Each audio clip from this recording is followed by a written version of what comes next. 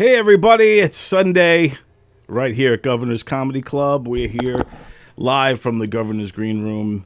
We have tonight one funny Lisa Marie is performing. She performed yesterday and then today, and it was packed. Two shows today, both packed out. Like she's killing it. One funny Lisa Marie, check her out. She's great, and we're hoping that maybe she'll work her way into the room today and talk to us for a little bit. But we also got Tony Walker's here, and we got Michael Sullivan is here. Mike, how you been, man? Good. Had a good weekend.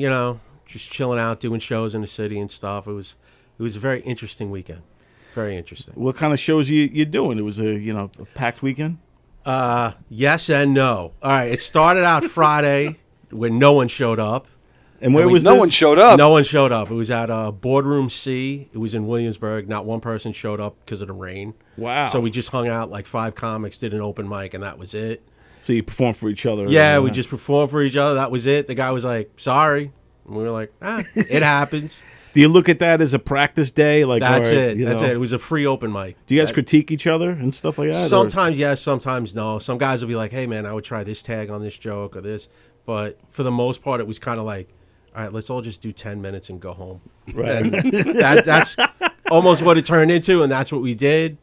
But Saturday night was actually really good. I did the Underground Comedy Show over at 1 and 1 on the Lower East Side. Shout out to Todd Montesi and all the guys over there. Yeah. They packed out the room. It was very interesting. It was one of the rowdiest shows I've ever done. Really? How so? Okay, there was a lot of college football on yesterday, so upstairs at the bar was packed with college kids, and a lot of them got barked downstairs into the show. So it was like 20 kids. The majority of them were all like St. John's University kids. Is that a red flag for you, or something you're psyched about when you see a bunch of college kids coming in? No, that's never good. Because it's not going to end well. Like I went on probably like 4th out of 6 comics. And I watched the first 4, and I was just like, this is not going to go well. Why? It was a lot of... It's drunk, rowdy college kids. And the other side of the room was older guys. It was actually like my 2 brothers and a bunch of their friends. So they were just like the older guy. And then they started getting into it with the college guy. Oh, boy. So it started getting... That would be me at the table. Like, because I always hated... like teenagers. Yeah. My whole like when I was a little kid, I hated teenagers. When I was a teenager, I hated teenagers. You hated yourself when you were a teenager? I hated all my friends. I hated And now that I'm older, now I'm curmudgeon-y, I'm in my 50s, I hate them. And I just don't especially in groups. Yeah, they were all young, drunk, and stupid, like we've all been in our lives. Yeah. And like every comic that went up, it was just back and forth. So I went up and I was like, this is going to suck. So when you go up, let me just ask you this, because now here you go. You see all these kids coming down, these college kids. You're seeing that they're rowdy, they're heckling and pushing back on all the other comics. What's your mindset like when you got to take the stage? Are you super nervous, or are you like, I'm going to show these kids what's what, or what's going through? I find that I'm funnier when people are drunk. It does help. Trust me, it does help. But like, I'm so much more funny when they're drunk. Yeah, I was nervous, but I also knew, never let them see you sweat. Right. And I just leaned into it, and it went well. And like halfway through the set, like 5 of them started talking, like a loud conversation. Yeah. So I just went completely into dad mode. I snapped. You take your belt off? I swear, I almost did. I looked right at the 5. I go, shut the fuck up. Oh, wow. And like, they were all like 9 years old again. The whole crowd got silent. I went right back into my act, and I left, and they were like, woo! They all, like 5 of them came up to me after the show, like, you were great. We love you, man. Yeah. Just because you told them to shut up. You had to earn their respect. Yeah, it was because like everyone kept going back, and then they would like there was a couple of girls on the show, and I felt bad for them because then they were starting to lose control of it. It's tough. You get a bunch of rowdy it was kids just drunk, rowdy, and drunk a girl kids. up there. Who were the comics? Anybody that we would know? No, it was all New York. Basically like open micers, like Todd Montesi. He runs Underground Comedy. He's been doing it like 15 years. Yeah, I know Todd. I know the name. I think I know. I don't think I've met him though. He runs Underground Comedy. Kevin Russell Smith was on the show.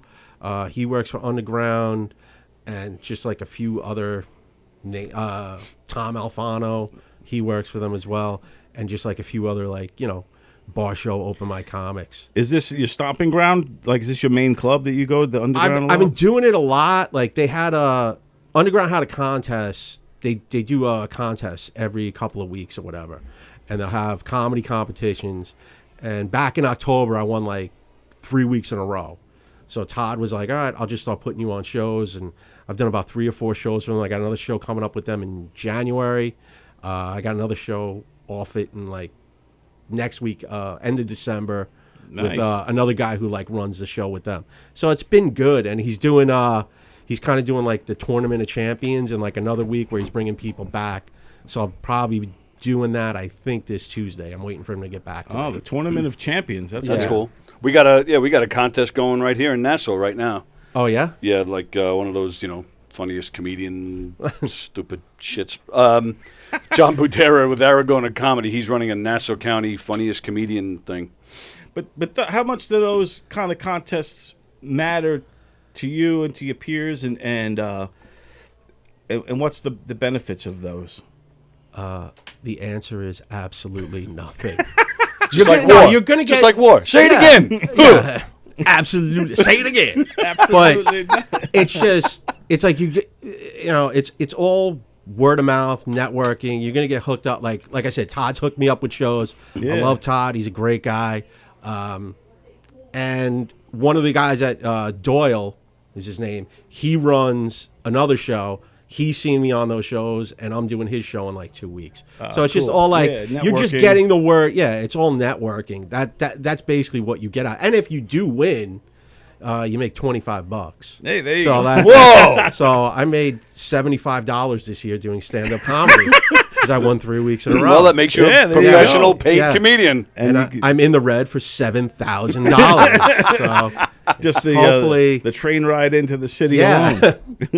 But you'd be like, I'm the champion. You know who I am? Put some respect on my name. Put some respect on my name, motherfucker. Yeah, but that's cool. I think the competitions are good for a lot of different reasons. I think they're good for the comedy community and all that stuff. Also, it helps you with your writing chops, and competition is healthy.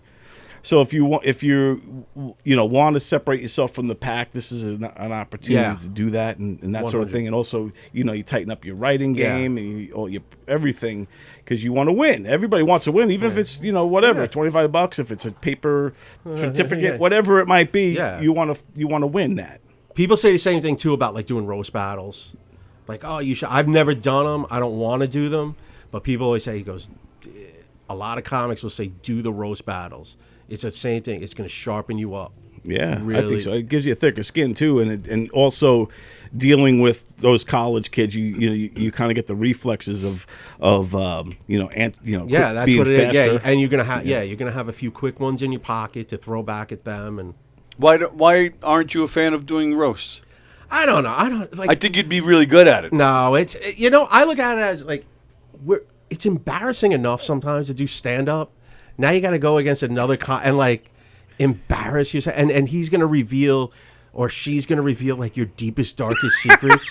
They have gotten a lot meaner. Yeah, it's like doing therapy in front of 50 people, and I don't know. I was talking. Do you know Chris Scopo? He's another. Yeah, I know. Chris actually, when I had my podcast, he did it. Oh yeah, he's awesome. Yeah. He just did mine recently. He's going to be at the Brokerage next week on Friday. Yeah. And we were talking a little bit about the roasting game. And he said he was roasting this girl. Oh, what's her name? I'll think of her name in a minute. But she's the known comic climbing the ranks. And her sister had passed away.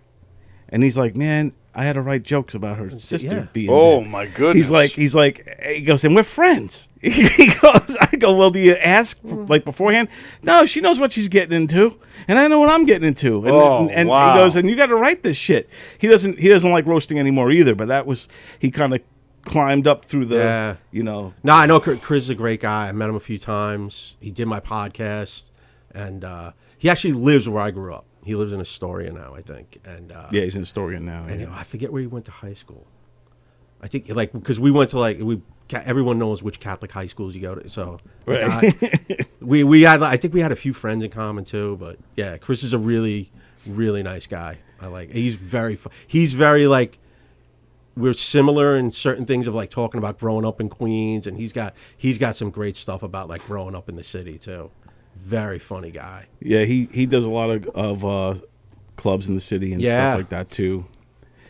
It's a different world, when you're in the boroughs, and it feels like the comedy scene. A lot of do you mess around in the Brooklyn scene at all? Yeah, I go a lot to like Bushwick, between open mics and shows.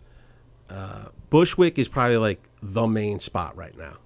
Which clubs are there in Bushwick now? You have the big one in Bushwick right now is the Tiny Cupboard. Yeah, Tiny Cupboard. That's that's like the Comedy Cellar, I think, of Brooklyn right now. And it's starting to really blow up. Yeah. Wow. Like, I want to say they can fit like about 60 people in there, and they're starting to pack it out almost like 5-6 nights a week. Wow. And they do usually like a 7 o'clock, 8:30, and a 10 o'clock show. So they're doing really good, and they also do like a ton of open mics in there as well. Like they have an upstairs room where they do open mics. So they're like, the farm system is the open mics upstairs, and they're starting to pull people downstairs. Like I've done shows for them, and it's a very eclectic crowd too. Yeah, Some of it is very Brooklyn and very Bushwicky, and then you have other people that are like, oh yeah, we found this on a Groupon. We're from Sweden. Right. And you're like, how did you wind up?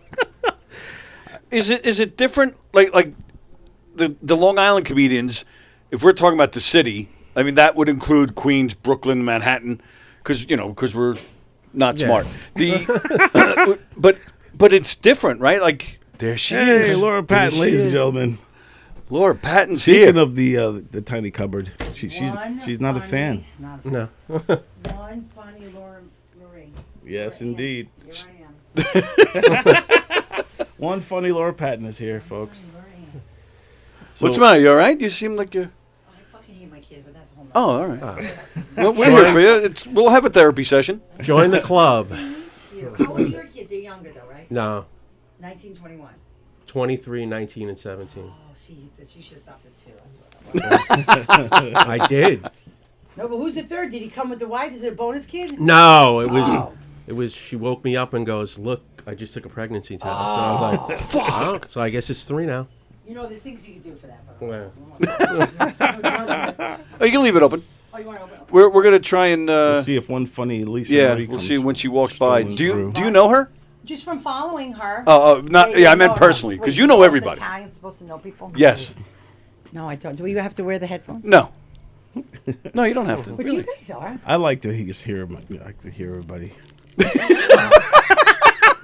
Because normally he doesn't. I'm old school radio guy. I like having the headphones on. Hello. What was the one that used to do it in Laughing? Who Laughing. used to do that? Lily Owens. Tomlin? Gary No, Owens. Gary Owens. Gary Owens. Yeah. Yeah, we do the intro. Yeah. Yeah. Live. It's Rowan and Martin's Yeah. laughing. Now, all right. So you just asked Mike if he has kids. Do you know Mike? No, I don't Oh, know. Hey, Mike, how you doing? Laura, Mike. Oh, I thought it was just going to be about me, so I guess I have to share. Well, let's make it all about you. What did your what are you, kids my do? husband? No, I'm kidding. What did your kids do? What happened? Okay, so last night I had a show. Great. I also... Oh, yeah. Yes, very nice. I videotaped it. Okay. And The whole thing. Yes, and I parsed it. I started, stopped for each set. Now I just need to get it from my computer to Google Drive so that Leanne can get hers, Carol can get... And it could go off my computer to them. Okay. 6 hours with the laptop, with the cord, no storage, cleaning, because I guess it has to go. It needs a midpoint. It has to go to a computer before it can go to Google Drive. You can't From your phone? You talking about? What, Hold, what'd you please. record it on? Hold, please. Wait to see my equipment, Miss. I'll be giving you Whoa. each commercial. She's going to show us her equipment. Wow. Now you know why I asked you to come in. Oh yeah, hubba. Hang on. Is it dial-up? So You need that disc for 60 hours of... oh, nice. Wow, look at yeah, that. There you go. Does it have an SD card? Did you take the card out and all that stuff? I was talking to someone in the game that just said at the end, "Go, why don't you just take the SD card after 6 hours?"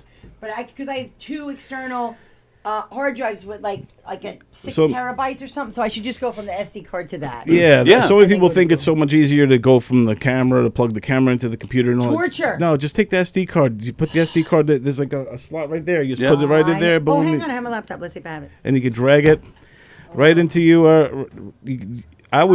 You could either drag it directly into your Google Drive, or you could put it on your desktop and then put it in your Google Drive. I may not have an SD card. I may have to buy that. Okay.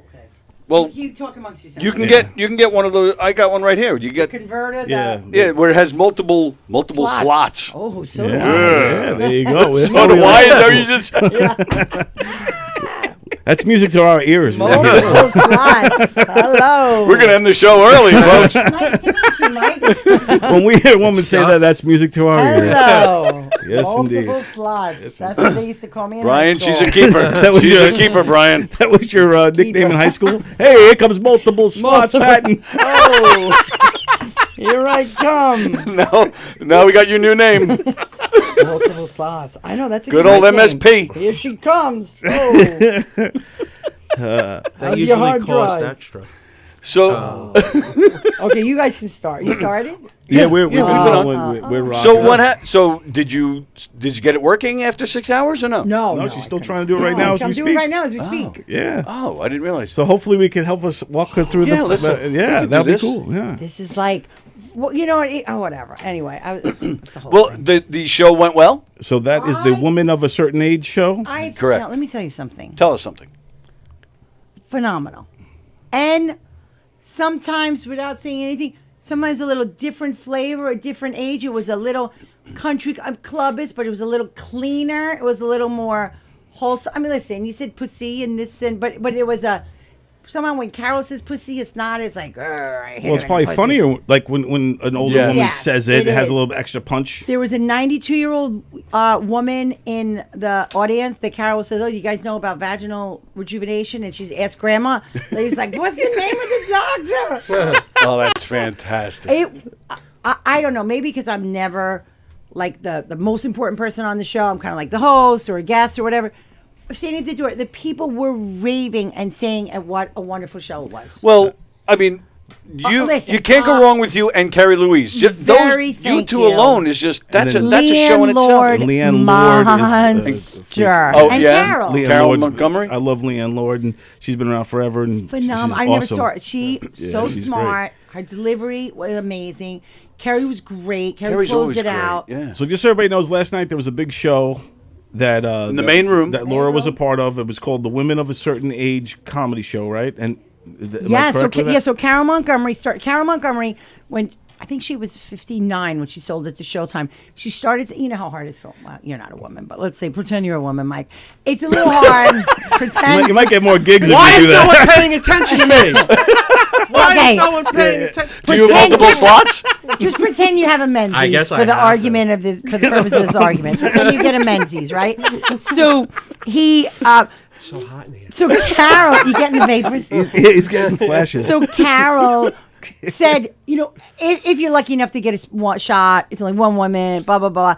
And she started producing this Funny Women of a Certain Age for women over 50. Right. And she sold it to Showtime, not once, not twice, not three specials went to Showtime. Yeah. She had some great. I Name saw, some I of saw the- the one with Fran Fran Drescher. Drescher. I saw Fran that Drescher one. was Yeah, on that was it. the first one. Yeah, I saw And that so one. that Name was some funny. of the women that have been on it. It's been a lot Oh my of lot of a great lot ones. of big the one from Corey Susie Kahane. Essman, Oh, Corey Kahane, Carol, obviously Kerry. Someone had dropped out. Kerry had just went in right before her 50th birthday.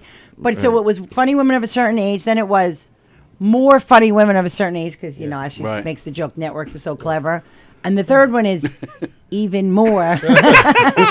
There's a lot of them. Yeah. The so next she one is going to sold be, it. hold on. There's more. Hold on. There's more. So now that she takes it to theaters nationally, and you know, it was so well received. And Carol hosted. Sometimes hosting because I hosted Friday night. Listen. I'm not complaining about whatever I get, but somebody hosting has some pressure. You know, and It's people- work. Yeah, It's definitely work. Definitely more. You would know that too. Yeah. It's and then more of a people like, job, yeah. did you watch the clock? Did you how much time? They go, Right. I didn't know I'm the timekeeper too. So, Oh, yeah. it's stressful. So you know when to light them and all that Yeah, stuff. yeah, yeah. So she hosts it, and she pretty much, comes out first. So then brought me out, and then Leanne and Carrie. And everyone's like, I didn't see you on the Showtime special. I go, oh, I just got here. How did you get discovered and brought into this? Weirdly, how I met that pocket of women, I was in Aruba 2 years ago. Ray, I told you, it was a friend of mine. We went to the show. We got there, and Ray is like, oh, I forgot you told me you were coming. There was no seats. And he did like the Goodfellas moving, like the table to the front, and then there was no room. So he said, you could just sit in the back with the comics. So I met Carrie, and Carrie was like, hey, aren't you my student from Brooklyn? Because it was over Zoom. She's like, oh, you're my student. I'm like, I never met you. Like, I don't know who you're talking about. Maybe we all sound alike. But then she says she does teaching, take your number, yada, yada, yada. Met her. Of course, I meet someone once. Now we're in love. Let's be friends, yada, yada, yada. One thing leads to another.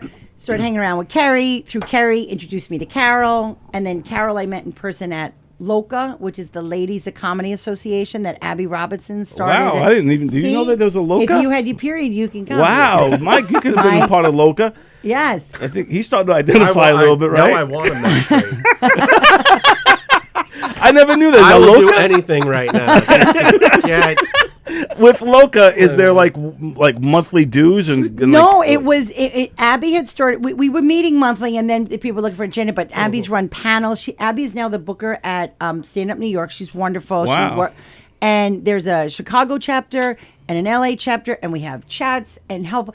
It's just a really supportive, like women helping women and all this stuff. So I met Carol in person. They had a great Christmas party at the Stand last year. It's just been really helpful. And then Carol asked me to do a show. She had a small show. Are men at the allowed at Crane. LOCA events? Men that identify as women are. Okay. But not men. Because Like, there you is have a one that's penis. been on that show. There is a man who, a woman now. I don't want to get it wrong. Yes, Julia, Yeah. who was a man. Right. And now Julia Scott. Julia Scott. Yes, she's been on The Woman of a Certain Age. So she gets a pass. So if you identify as a woman now, Mike, I'm telling Mike. you. Michelle, I mean Michelle. I got to make some phone calls. start with the bit. You We can't can have make it- Got to do some shopping. You right can't now. have a we can 5 make o'clock this shadow, happen. Mike. I think we can make this happen by the end of the So show. through that, met Carol. Carol took a liking to me, very nice. Through Marla and Vanessa and that whole pocket of You women. have a knack to really network fast. You have a great Try. personality. Thank you. You're one of those kind of people that once you meet you, they feel like you know you. Which is very nice. And then Carol used to work here for years and hadn't been. And I said, "Oh, I'm here." She says, "Mention it to James." And James says, "Just have Carol call me." And connected it. And Carol got back in. And Carol remembers coming here. And her husband loved the chicken parm. And it was like an old they got home great week, food. They and do have great food here. She like took the chicken parm home for her husband for like memory week. It was That's awesome. It was a whole yeah. thing, So and you Carol's made it like happen. back in rotation. I mean, I don't see. I mean, I just wish. Because sometimes you know we say just women. My husband's like, I ain't coming to see him, bros. That's my own husband. But I don't know if there's. He calls a you guys channel- broads. Whatever. He's like, those dames. Oh, I'm using those- 1952. Does he roll his cigarettes up in his shirt? Yeah. Straight Then my lucky. teamer. I ain't going there to see no damn broads. Lucky because- Strike, no filter. I'm staying home. I'm going to call my cats. They're gonna be using all those lady words. If I show up at that club, somebody better go the flat foot. Why I order? Yeah, why I order. So I wish there was a way to either get, she's going to try and do it like with some sort of, we had a little over 100, which, could be on a December, funny Lisa Marie, I lost a lot of people this weekend. Last weekend, Bobby Collins draws an older crowd. Right, so right, yeah, timing, what you never know. Right. But hopefully we can return and maybe get Newsday or somebody to pick up because everyone loved it. I would have loved to have been. I was not available this Saturday. What the heck was I doing? I had something going on, but that's just yesterday. But I would have loved to have. I was supposed to go to dinner with my dad, but then he got sick. No, it was sorry for your dad, but we would have liked to have you here. But anyway, it was really well. People were really enjoyed it. So I don't know if the bar was low because they were like, oh, it's just old women, and which were really pleasant, and everyone was different. I Yeah, mean, Carrie and I yeah. are probably the closest with like kids, and we both do the voice. You know, the husband voice. Right. Well, we're talking about that we do. But Leanne was great, and Carol was great, and James was happy. Everyone left like very happy. So Yeah. And then there was a telethon. I mean, a show in the Giggle Room going on. Those shows can run pretty low. It's like 15 comics. And then a couple jump in and this. So but it was sold out too. So it was Kathy Arnold and Carla and so then Emily, and I introduced them to. Oh, Will Sharon was here for that, right? A lot of people. Oh yeah, I saw were some here. of those postings. Yeah, Right. so Will Sharon's post as well. Will Sharon's a good, Yeah, it's a good like comic as the well. wanted poster at the FBI with all the screen. You know, Yeah, when you see the poster. I shouldn't be me. Listen. I'm minutes away from just. I was doing and I have a show there too. I mean, I don't mean to shit on the game. Last night I was a little like, I'm in the main room. I'm big time now. ordering the French fries in the big room. They're throwing people out of the green room. Me and This is my Kerry room. over here are gonna sit in these seats. Get up and move. These are our seats. Well, that was happening Friday. Ange called me last minute, and I hosted for Andy Pitt. Do you know Right. Andy Pitts? Yes. Do you know Oh Andy? yeah. He was wonderful. Very funny. So it was Andy, Olga, David, and I brought out this young comic from New York City. I don't know, he's trying to break out, this young black guy, Teddy Smith. And I was like, James, do you think you could give him a couple minutes? He was like, let me see what I could do. And I was like, so Teddy went up too. I'm Teddy Smith, motherfucker. You know who I am?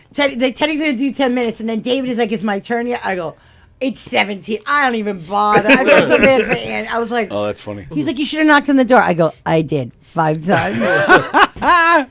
So we had done that. Yeah, what's and David's last name? Hassout? Hassout. Oh, I know David. Yeah. Oh, do you? yeah. Yeah. Yeah, David's He's really- not, us the lady- Moroccan Jewish Yes. DJ. us lady, he's not hard on the eyes either. Oh, Hubba, This right? guy, he gets more ass than a toilet seat. I swear to Christ. Oh, he's so he cute. cleans up, man. Really? Like, oh yeah, you would just see him at open mics, and women would Delicious. just melt. Delicious. He's got Melt movie all- star He's hair. And he's a DJ on top of it. You're like, oh, I just hate this guy. And he comes across like he would be mean And he's very to like women. he like Yes, he suave. does. He yeah, does. yes. Girls like that, right? Mean and suave. They shouldn't, but they do. But they kind of there's a part of women that like it when the guy's mean. I know. And plus he's a little younger, so oh my God.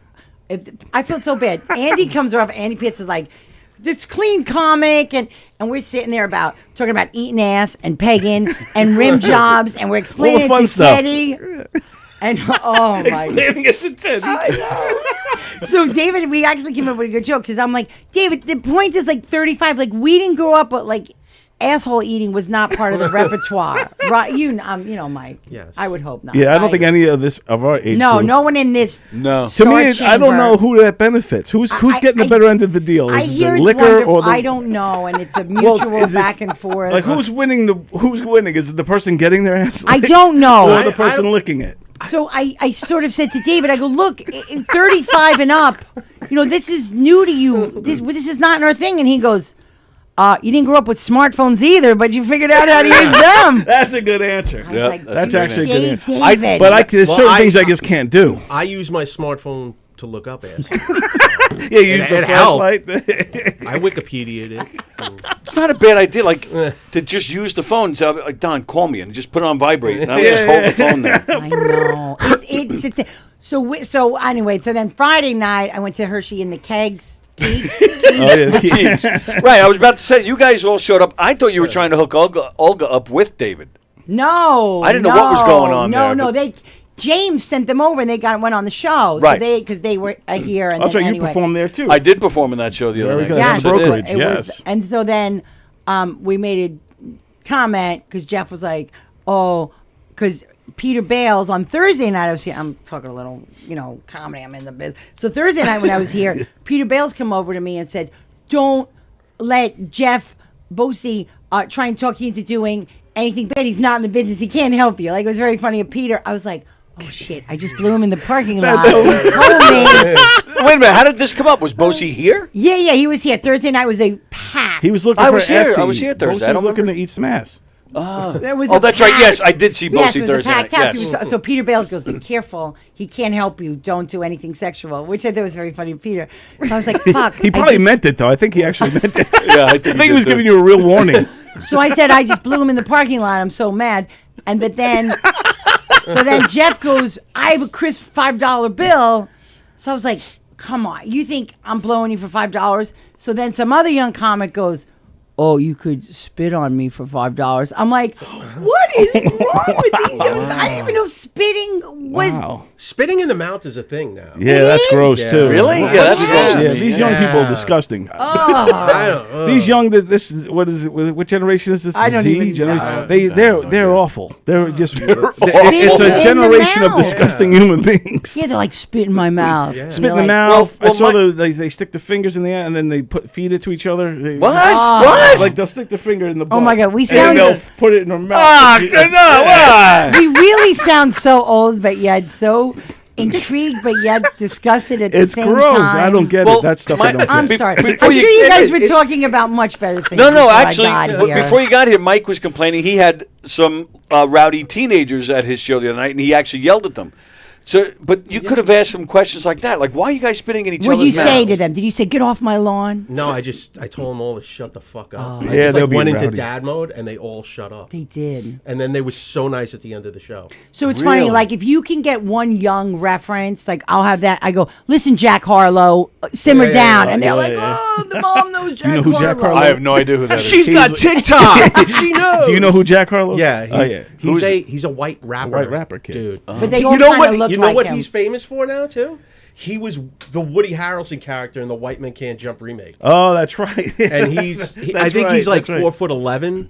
So They remade White Man Can't Jump? yeah, I know. Yeah, I didn't So see if it you either, make but I did like see the trailer for it. I did And see you know the what whole- happened? White people didn't watch. Yeah. That's what. And anybody Harlow, watch. you know what I he's think known for now? Harlow, he had one of the worst on Thanksgiving. He did the halftime performance, and everybody was Oh, yeah, everyone shitting said all that over it. sucked, Yeah, too, yeah. yeah. Right. So if you call one of the young ones, you like listen to Timothy Chalamet, like Yeah. shut it down. It's like you make one young reference, Right.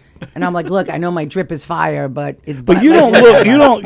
No cap. You, Yeah, no you cap. look like Just you're say still younger. You look like because I wear the hat. 30s.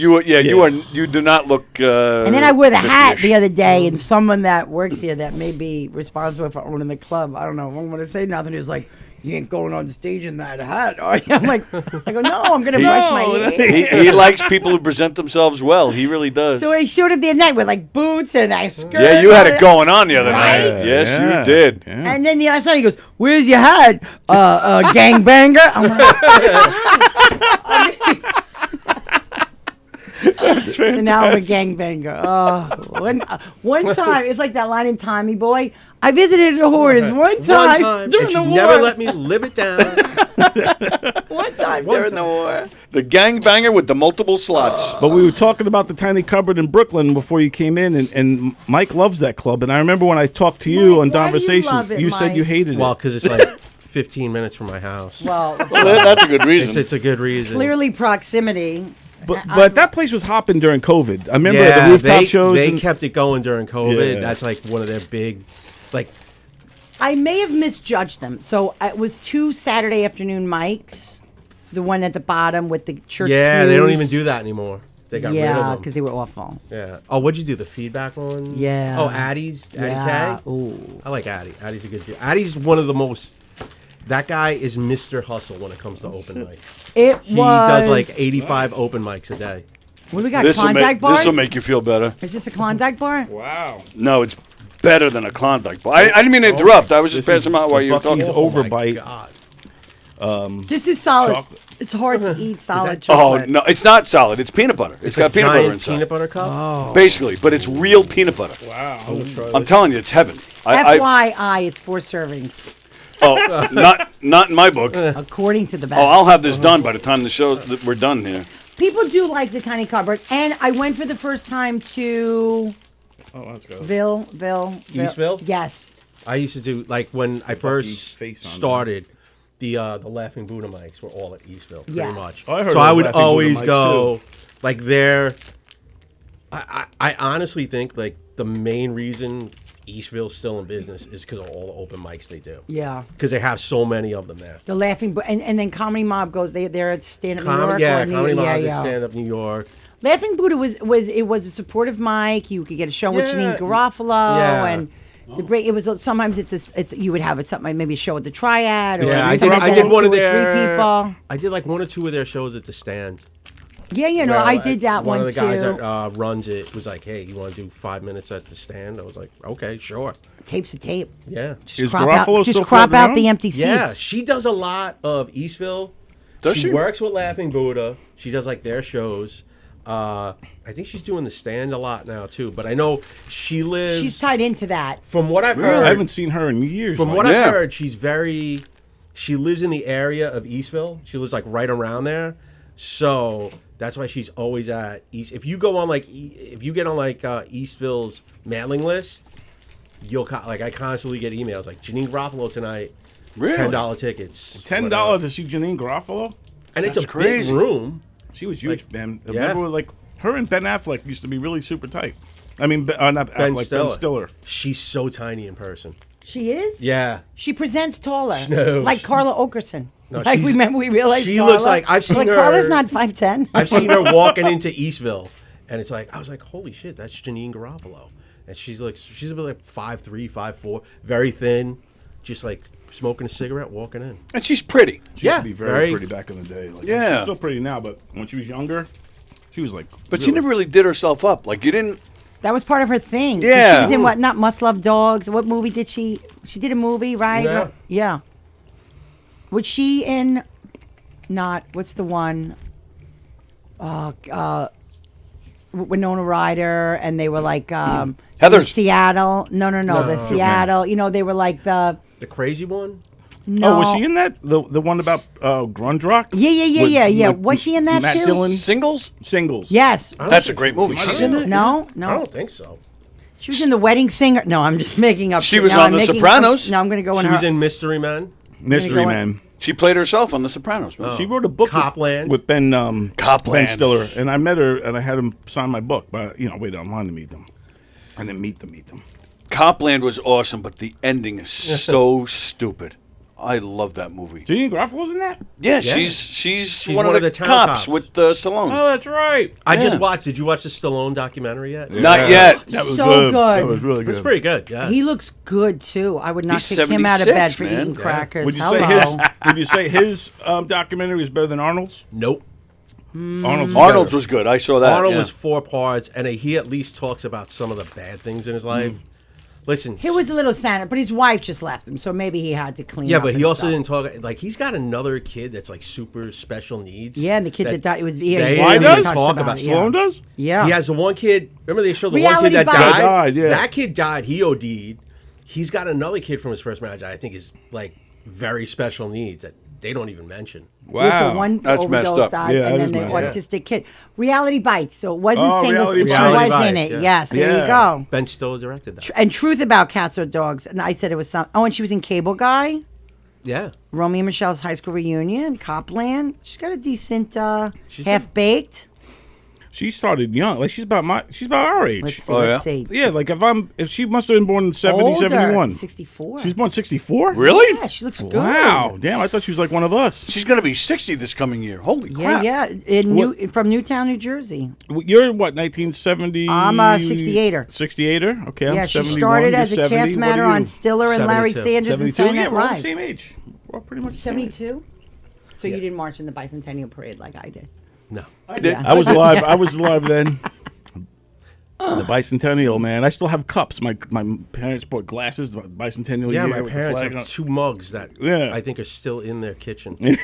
Did you also have the Flintstone jelly jars? Then Yes. you made them glasses. And that was a Yeah, yeah. Those had are a good cool days. Batman and Robin one. See, who needs were to like lick ass prank when we plays. have this stuff? Right. kids? We have this stuff. Right, you could go to McDonald's once a week and get Flintstone mugs, Yeah. glass mugs.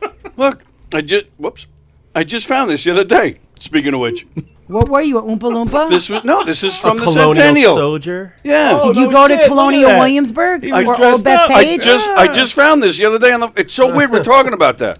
He was dressed That's up for the it. shorter one. That's me. What were you dressed up as? A colonial soldier. Were you a Old Beth Page? I don't I don't remember. Did you churn butter? Do you remember Old Bethpage with course, it the was get the the pretzels and the root beer? Birch beer and the candy sticks? Yeah. See, look, I finished it already. Did you ever Shut go there? up. I did. I'm a slob. I finished mine too. How do you even muscle it down? What, like, because it's delicious. It is good. I gotta do some extra sit-ups later or something. I would give you more to bring home to your kids for helping you, but Oh, they fuck obviously my don't kids. deserve it. Fuck Yeah. my kids. They could eat an ass, those fucking kids. Fuck them. Yeah, they think eating ass is like a Yeah, a that's reward. a now. punishment, That's yeah. like a reward for them. So even the one that you brought in that day, the funny guy, you're mad at him now too? Yeah. He's the one I'm only mad at. I always, if you hear me talk about my Anthony, he's away at school, so I can't be mad at him now. But no, it's always Brian. Oh, okay. It's always Brian. If it's my other kid, I'll specifically. And now what's going on? The last time you were here, you were mad at your husband. Now you're mad at your kid. What? I gotta go smack some people. I'm like, when like Showcase Showdown when they have to spin the wheels, like. What's it gonna be? What's it gonna be now? Winner, They do the winner. dishes. They're failing school. I just want to fight with them so that then I can meet someone here and be like, what? Why would anyone be mad at you? I go, I know. Hello. It's all their fault. It's all their fault. That's what We only have them for right? child labor. That's the only Yeah. reason I had I kids. know. So this is why he's mad at me today. So we went, whatever. He's trying to. I'm like, Mom. He's like, Mom, if I lived alone, I would eat healthy. You're a bad influence. Whatever. And I go, how about this? Move the fuck out. Go ahead. Go eat healthy. Have a nice day. Get a job and pay rent. He's Have a what, nice day. 21? Bring them home 21. with a couple of those. Yeah. Oh. Yeah. So we went food shopping, and I am kind of a dick in the store because I'm like, I paid, and then I'm like, bags, bitch, and I walk out like you carry it, and we get to the car. I go, I turn the heat on. I was like, all you, like. You I shouldn't gotta have cook to it. even say Exactly. bags, bitch. Right. If you're Maybe I paying, sh- they gotta Of earn it. They gotta That's earn right. it. They're earning their seat at the table, Right. man. And then when we pull up at the house, I just take my coffee cup and walk on. And he's like, you can get a bag. I go, you can get a. I paid for this shit, motherfuckers. And So then he it's just says there. I'm a little hostile like that. Whatever. Oh, Hey, stop. I think you really- earned that. And I cooked it all. I used to have to. You earned it. You I used to have earned to every- walk to the supermarket, get everything, and walk back with 100 bags on me. And he's Uphill, like, both oh, ways. That's he's right. Like, No oh, air. They don't have no air. That's a Billy Crystal Yeah. bit. That's No a guy like to see air. return to stand up. He just got He's on something. Broadway. He's up Oh, yeah. for no. Kennedy Center honors this year. Oh, is he? Oh, he deserves it. He's Yeah. another tiny old man I've met. Oh, you met Billy Crystal? Well, I he's saw him from walking Long out from a Beach, yeah. Yankee game. Really? And this yeah. is like 10, He sounds like 15 Al Michaels. What? He sounds like Al Michaels. He can, yeah. And I heard he's a miserable prick. Please tell me that's not Really? true. I didn't talk to him. I Oh, just okay. watch him walk I out. hope he's not. And he's like very. Yeah. What are you going by? Howard Stern? By He's a Stuttering small- John's Oh, confrontation? that's right. Stern used to hate him. I forgot about Stern that. hated Billy Crystal? Oh, Yes. I yeah. never knew that. Yeah, he was Yeah. a dick to You Stuttering ever hear John. his He was story Oh, about I angry. saw out? when Stuttering John went Yeah, to yeah. Billy Crystal, and Billy Crystal, you tell Howard. Yes. Fuck off. He's an asshole. Yeah. Okay. Yeah. And then it's funny because then Stuttering John turns to the camera and you see Billy Crystal in the background yelling at somebody. And he's like gesturing over to him. I'm sorry, Mike. What did you say? You ever hear the Billy Crystal SNL story? No. He was supposed to be on the original cast. Yeah. He was cast on the show. No kid. Because they brought him in later. This is I've before- heard yeah. him tell this story. Like the first. When he came in through the door, He beginning. was supposed to be the original cast. The original Really? The cast, yeah. day of, it was like, yeah, you're off the show. No He kidding. never explains why. It's just he didn't get the show, and he goes, it was the most miserable feeling in the world. He goes, I'm taking. He's from what, Long Beach? I Yeah, think? Long Beach, yeah. He goes, I'm on the Long Island Railroad at like 10 o'clock at night, going home, Holy finding out crap. like my life is. I've over. never heard that. So was Richard Belzer.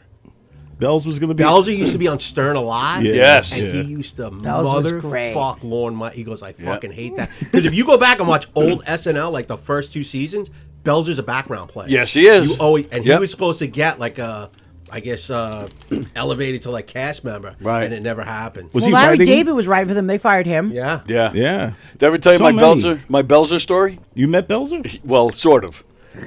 when I was sick going through my cancer. Called stalking, Tony. Well, yeah, that's only with you.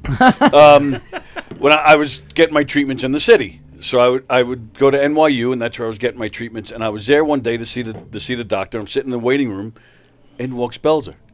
And this was before it was public, even that he was sick. Wow. And he sits like probably as close as that couch is. He sits right across from me, and I had it. This is the days of the newspaper, you know. I'm holding the newspaper. I'm like, Newspapers are still around, by the way, Tony. yeah, but you know, this is when everybody. Sometimes when I don't know if everybody the used one. Alzheimer's is a little FYI. Continue as I digress. And he was holding a newspaper too, and I'm telling you, like the newspaper's not like sagging down because I'm not even looking at him. I'm just staring at him, and he finally gives me one of these. I'm like, oh, okay, and I'm just. But then the idiot that I am, I go in to see the doctor. I'm like, Richard Belzer's out there. Like, no, it's not Richard Belzer, and I'm just carrying on like an idiot. Finally, my doctor says, all right, look, it's his brother, okay? Now be quiet. I'm like, okay. And she actually said to me, now be quiet. I'm like, okay. But then, you know, I come back down to earth and I realize, like, you know, obviously she couldn't say it's Richard Belzer. So the next time I go in. It's called HIPAA, Tony. But Exactly. okay. So I said digress. So I did that. confidentiality. The next time I went in there, I apologized to her. I said, I was just really floored to see him. I said, I couldn't believe it. And I said, I'm so sorry for being a pain in the ass to you. And she said to me, she goes, yeah. She goes, why do you think I said to you it's his brother? She goes, I couldn't fucking tell you that it was him. Thank God it was a newspaper. Otherwise, you'd be like this if it was nowadays. Yeah, true. What's up? I would have stuck myself in it, too. Hey, the bells. Did you talk to him or no? No, because it wasn't public that he was sick. Oh. And I did see him one other time there, but again, everybody there you're assuming is a cancer patient. Like nobody's in the mood to socialize. Yeah, so I it's not never the time to yeah. And it was probably maybe 3 or 4 months later that he did announce that he was sick. And I mean, I'm going on. This is over 20 years at this point. I mean, It is this funny guy, when you see people in like you see people in regular life. So I was pregnant with my first son, Brian, and our doctor's practice was over in in Mineola. And John Edwards and his wife were having the baby The at the same psychic? time. The psychic, that's an important part of the story. So he was there for sonogram to find out the sex of the baby. And I was like, I said to the doctor, I go, the doctor tells you it's going to be a boy. No, it's not. no, it's not, Doc. John Edwards said, "Girl." Bitch. He was like, do you mind? He goes, do you mind? I go, I had it 6 o'clock. I go, I saw you took before. He's like, well, I go, I don't know why he fucking knows you. Can't he just do some voodoo on his wife and be like, it's a girl, he's healthy, bye. No, I got a story about him too. Was he nice? Not the nicest story. I don't know. I went to one of his tapings when he had that show. Yes. Yeah, It's fucking awful. This guy, I don't know how they film an episode. He kept getting it wrong. He kept getting it wrong. Really? And then there was this one dude, like, you know how he used to say, I can't move on until I get some validation with you? He spent an hour on this one dude. And everything he said, the guy was like, I don't know what you're talking about. I don't know what you're talking about. This I don't went have on the for an grandfather hour. with a W name. Because he walked out and he's like, we're having triplets. And they were like, oh, no, it's a dog. It's a dog. When his show was on, Yeah. 2020 did like this cool expose about dude, I saw exposing. that. Yeah. I think I saw that. And there was yeah. that like professor, he was like some doctor, some college professor dude, and he goes, all he does is memorize names. He goes, what he does is, okay, we're all roughly in the same age range. Yeah. He takes the 20 most famous names, popular names from that year from men and women, and then he just starts running through, like, I'm getting a J. Right. I'm getting something like a J from Somebody, you. is there a And- Carol, a Barbara, Yeah. a Lisa, a He Nancy? goes, Yeah. right, and that's all he does, and it's just nitpicking. Your father had a job, Yeah. right? I'm getting Such his a- work. Tommy. It's Tony. Yeah, Tony. yeah. Yes. Right. He went to work. He had something in his hand. He had something in. Yeah, so you get a bowling ball. Yes. Well, yes. that's the thing too. People don't just say yes. They start feeding. That's all right. Go ahead, You can go come ahead. in. You Come can talk in. to us. Come say hello. We're big fans in here. They won't just say yes or no. Yeah. They'll say yes. Yeah, that's yeah, my yeah. uncle or my uncle Tony. Like they'll say, That's what, yeah. and then he just feeds the off guy that. broke it down like all the people that are in that audience want to believe one. Right. That's why And they're then there. it's just yeah. like, and then he's just got to keep going with it, and people are just and this and this and this. He had one woman. He came out and exposed himself at the end of the thing because he did it with Like took his 10 dick out. Yeah, that's That why would be a great way to end it. and that's why On a we'll- very I see 3 of these women in this audience sucking it. on a very And special you will be on a very special John Edwards. Coming over instead of crossing over. the college guy made this one woman cry at the end. He goes, I'm a complete phony and fraud, and this woman broke down. Really? Because he got like her father's name, his job, like all of this. I never shit, saw that. And the woman just broke down. Is this the same documentary where It was a 2020 episode. where the guy at the end, so it was John Edwards, and at the end of it, John Edwards is in the green room or something, and he's doing his thing in the audience, and then he reads the video guy, the guy filming it, and he goes, "Your dad," he's channeling, and then the cameraman told the producer, he's like, "I told him that earlier. That my dad passed." Yeah. Right. So then the guy calls him out. He's like, "John, why did you do that to the photographer? You knew his dad was already passed. Why did you called him out?" Yeah. And after that guy, I'd never seen him again. Right. Well, a friend of my wife, Lisa, she was on that show, really? They called her in advance, and she had to give them all sorts of info. Yeah, screw that. Well, they said There's there was a- also like plants in the audience. There's a lady. So I do believe in it. The Italians, when they cross over, they don't know how to shut the fuck up. So they're always very pushy. I really believe, like the stuff that has come over, there's no way that it's not. So there's a woman, she's a Long Island, her name is Kim, the Happy Medium Russo. She's from Valley Stream. Yes. Mm-hmm. I think she's done hauntings and TV. She's phenomenal. And then there's another guy, Gary Joseph, who's like in East Northport. Yeah, I- Guy Joseph too. I grew up with. I think Guy Joseph was a comedian. Oh, was he? I think so. Oh, I didn't know. Yeah. That. I grew up with the Long Island Medium. Oh, Treat's Computer. Yeah, I grew up with her. My brother and her were good friends. In fact, they still are pretty tight. Get her on the show, dude. I've tried, and I've not been successful. My brother was on her show. Oh, yeah? She one of her episodes is all around my brother. Where's Really? she from? Wow. What's the town? Hicksville. But I have, in fact, her parents are still in Hicksville. And I've had, of course, we have a lot of mutual friends, obviously. I've had several friends who I trust and value their opinions have said to me, dude, she's on the Spot up and on. up. Yeah. She comes up with, stuff she wouldn't know. Like Kim did stuff for my family, and she's like, okay, she's like, this man has been driving with me. Like my father, like hounds from the other side, and he told a story. He's like, how my husband, they thought he was a policeman. He was wearing a jersey in Jamaica and all that stuff, and he worked in Jamaica, and people would always say like narc, because he was a white guy working for Verizon at the Jamaica call center and stuff, and so many things. And then we had just we built our house or whatever, and we knocked down a house. There was whatever. Anyway, the guy came in and brought in all this backfill. So when we looked out the backyard, because they were going to bring in sod, so my backyard was completely pristine.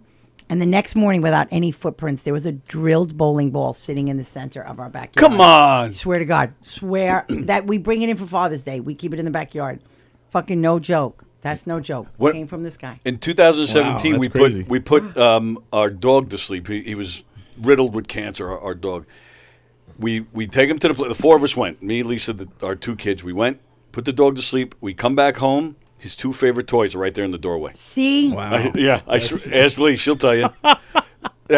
Crazy shit like to that. To this day, I'm so freaked out just talking about that. Wow. Yeah. It is. So, I mean, I do. And this guy, Gary Joseph, will write notes. And then he hands the book over, and he drew like bowling pins. He drew a picture of a birthday cake. So, like it's insane that That's what I would do need to believe it. That's the Right. only You way I need something believe it. like that, if right. somebody said something like that only the deceased would know. Right. So I was at something I did was doing this rapid regret, and the guy called me Lorena, and my father was probably the only, but was like Lorena. He was, and the guy called me. Yeah. See, that would freak Lorena. me out. Freaked me out. Yeah, that would freak me out. The Long Island Medium's daughter, she was trying comedy for a while. She performed in the really? the Little Room back. We then. got to She try to get performed there a Teresa Caputo to come in here. She's a Long Islander. I mean, this is the biggest Long Island club. Well, yeah, Has but she done Has readings here? Has she she done? ever? not Did that I know shows of, here? but I think she's got something at the Paramount. We got to coming get her up, to meet actually. Laura, then Laura will get her all. Yeah, all worked up. With, Yeah, but then she'll Hold be. on. with my Hold on, family. I'm getting something. You're getting a reading. Yeah, no fucking way I'm coming on this show. Is her show still in the air? Caputo? I don't even know. I would have to go deep, probably like Oxygen or TLC or something like that. I don't know if she's like on. So if she's maybe on syndicated or if she's something. on the way down, we have a shot. And she got and she got a There's always Devo. hope. There is always. She got the Devo, right? Right. Her and the husband are separate, are apart. yes. Oh, yes. she really? Oh Wow. yeah, for quite a few years now. Yeah. Yeah, I didn't know that because he was a part of the original show, wasn't he? Right. Yeah, and Yes. he's a big Stern guy. He would come in. What was his name? Richie? Was it? No, Harry. Oh no. Larry. Larry. That was close. Yeah, I I had a was- brother Harry. In 5 days from now, he's going to marry. Bust a move. There you go. So, did you have an agenda? I don't want to derail your. No, this is our agenda to talk to you guys. Oh. That's it. So, what, can we That's learn it. more about Mike? Because you guys are sick of I hearing think about we me. found enough already. Mike, your Mike- Menzies, the tiny cover. Mike got high with Orlando Jones. I didn't get high. When he was on Mad TV, Orlando Jones. No, he was here. Well, he was here one night. He was in here with us. That's and when we met Mike. Mike was sitting on the couch, and Mike was making Orlando Jones laugh. Yeah, well, there's video of it on YouTube. Orlando Look at Jones you, kept giving him Mike. high fives and all kinds of Yeah, stuff. Very nice. and remember, we were like, "Who the fuck was that guy?" We didn't know Mike we before were that. like, was that one of his boys? 'Cause I thought he was like one of Orlando's boys. He does not look like an Orlando Jones boy. No offense. You don't look like the Red Cup gang. Yeah. Well, he was just sitting next to him. They were right on the couch, and he's sitting next to him, all kind of just chill, relaxing. Yeah, And then Orlando saying some stuff, and then Mike would just be like, "Yeah," and then this, and then Orlando would be like, And it would be "Yeah." hilarious. Yeah. And then Orlando would be like loving him. He just Are loved you an him. urban comic? Do You I don't look have- like No. a comic? Do you have to ask? Look at him. Who's that? Owen? Who's that one guy? He's a white dude. Does all the black rooms. AG Oh, White. Gary Owen? Gary Owen. Or Gary Barry Ribs. Barry Yeah, Ribs. Barry another Ribs. one. Barry Yeah, Ribs, yeah. yeah. AG White. I've done like a few like all black shows. How do you do? I survive. Oh, No, I've done like okay, like Saku Ali. Yeah. You guys know Saku? Yeah. He runs a show in Queens. I've done his show a couple of times. I've actually had. It's a very nice time. It's a good place in Queens. It's a barbecue spot in Jamaica. what song did they play you on with? I didn't get music. They were just like, here's Play the that white. funky Here's, music, white boy. here comes the honky. Oh, I get But he What's does have yours? that bit. You've done that show, right? Yeah. Journey. I turned to them. I go, you got no other fucking song. I don't think they. I'm trying to remember what they played. They probably did play that Frank funky Sinatra. music. Yeah, I did a show in Harlem, and they were like, kicking my way outside. Yeah, I'm like, really? Do you But change that up? is a good crowd. Yes. They're very receptive. They're very, Great. The funniest thing I've ever seen on that show was the last one I did. Hey, James. Hey, James. Okay. There was a super woke Bushwick female comic on, and it just got real weird, real quick. Like everyone does about 10 minutes. Yeah, yeah. She was lit in like 5 minutes. It was like get off. She Woke started- comedy sucks. She started handing out condoms to the crowd. Oh, She did the whole set with a mask on. Oh, People were like, God. "Who is it?" Yeah, they're turned off already. seeing Saku her with was the just mask. like, I didn't book that. I didn't know she was like that, and it was Yeah. like, time to. There's nothing funny about woke comedy because comedy is supposed to be edgy, supposed to go against the grain, and woke is the exact opposite of that. It was really, really weird, Yeah, but it was fun. But Now, when you go on, are a good time. when you perform for a predominantly black audience, you change your setup to like at all. I go straight up Matt Rife now, straight up black accent. And yeah, get the little accent. yeah. Listen up, guys, what's you're going crazy. on? You're crazy tonight. No, I don't. I figured out like if I go self-deprecating in the beginning, then I can go into my material. Like I went up the first time I did it. I just went up like I was really scared, and I was just like. Oh, they smell it. Yeah. Yeah. And I just went, look at all the black people. And they just broke out in laughter. That's and I was fantastic. like, broke the tension, and then like did a couple more jokes, and then went into my act, and everything Black was. people have the best sense Yeah. of humor, man. They really do. They do. They love to laugh. Man. Oh yeah. I mean, like that night we had Sean Elliott and the guy from Atlanta, Oh, JJ Curry. Yeah. JJ Curry's and so Ivory good. Fields. I mean, we were getting Ivory's a nice guy. Yeah, I met him. Oh, Ivory's great. I did yeah. Ivory's. I did Siku's show with Ivory that night. I was. I did there. a show with him here actually. It was really nice. I have urban material. I just have a stockpile of urban when I got to go urban. What do you open with? Well, I did one in East New York. I go, my family's from here. I go, but we left in the '60s. White flight. So they disarmed the room. It's funny, We like, left in the like 60s. whenever I'm in Yeah. like Bushwick, all the people like these young kids that live here. I'm like, do you understand? Like 25 years ago, you would just be a victim right Yeah. now. Like, we're not supposed to be here right Bushwick, now. yeah, And they're Bushwick like, Bill. You mean it was like kind of bad? I'm like, yeah, it was really bad 25 years. I was like, and it's not that good right now. It's just a couple of white people have moved in. Right, we're going to It's gentrify. Starbucks. Like, I mean, like it's still like kind of abandoned. I mean, you could tell like with certain buildings, like they just gutted that building, and now they're charging some idiot from Iowa. Well, it was like East New York. $4,000 a month. It was like a taco hut, really fun. And then they're like, you could still get a prostitute on Alabama. Yeah. I'm like, nice. They're Come on. still, they're still that, I'm like telling the best of both worlds. I'm telling Yeah. Jet Bossy. You get a little bit of every. You get the best of both worlds. Oh, this is great. You get Starbucks over Melting here and a pot. blowjob over here, for, both for the same price. So it was funny because I had done a show, and they are, again tend to be a lot of like they were, and they were like maybe 8 comics and now we're gonna start the show with the headline. We're like you didn't even like the people on the post that didn't even start after like 8 comics. And so there was earlier, and all these ladies were like, and these other comics were talking about this really good-looking guy in the front. And I don't know what happened if someone moved their seat or whatever. But when I got there, he was not. It was no good-looking guy. No, because they were all saying he was just, can you be my sugar daddy or whatever? So I walked front. I go, whoa, are they saying sugar daddy? Or are you saying, do you have the sugars daddy? Because. And I got him, and after that, so then I always lead at the end. I go, listen, I just want to clear. I do like some of my stuff and whatever, and then I go, I just want to clear up a couple things. I do urban shows, and you say shit about white people, and it's not true, and I'm here to clear it up. I go, number one, when we all get caught in the rain, we don't smell like wet dogs. We do. I go, so correct that. I go, number two, when we're in the shower, we wash our legs. I know. Oh yeah, what is that? I don't know. I saw this black comic saying, Yeah. It was a woman. She's like, white people don't wash their They legs. think we don't wash our legs. Really? So then the girl goes like this. I go, I wash my legs, and she's like, with a washcloth. I go, I don't live in a hotel. No, like slow down. I go, when I refer to myself, I don't call myself my government name. I go, and lastly, I still don't know how to use boomba in a sentence. Good night, and I leave.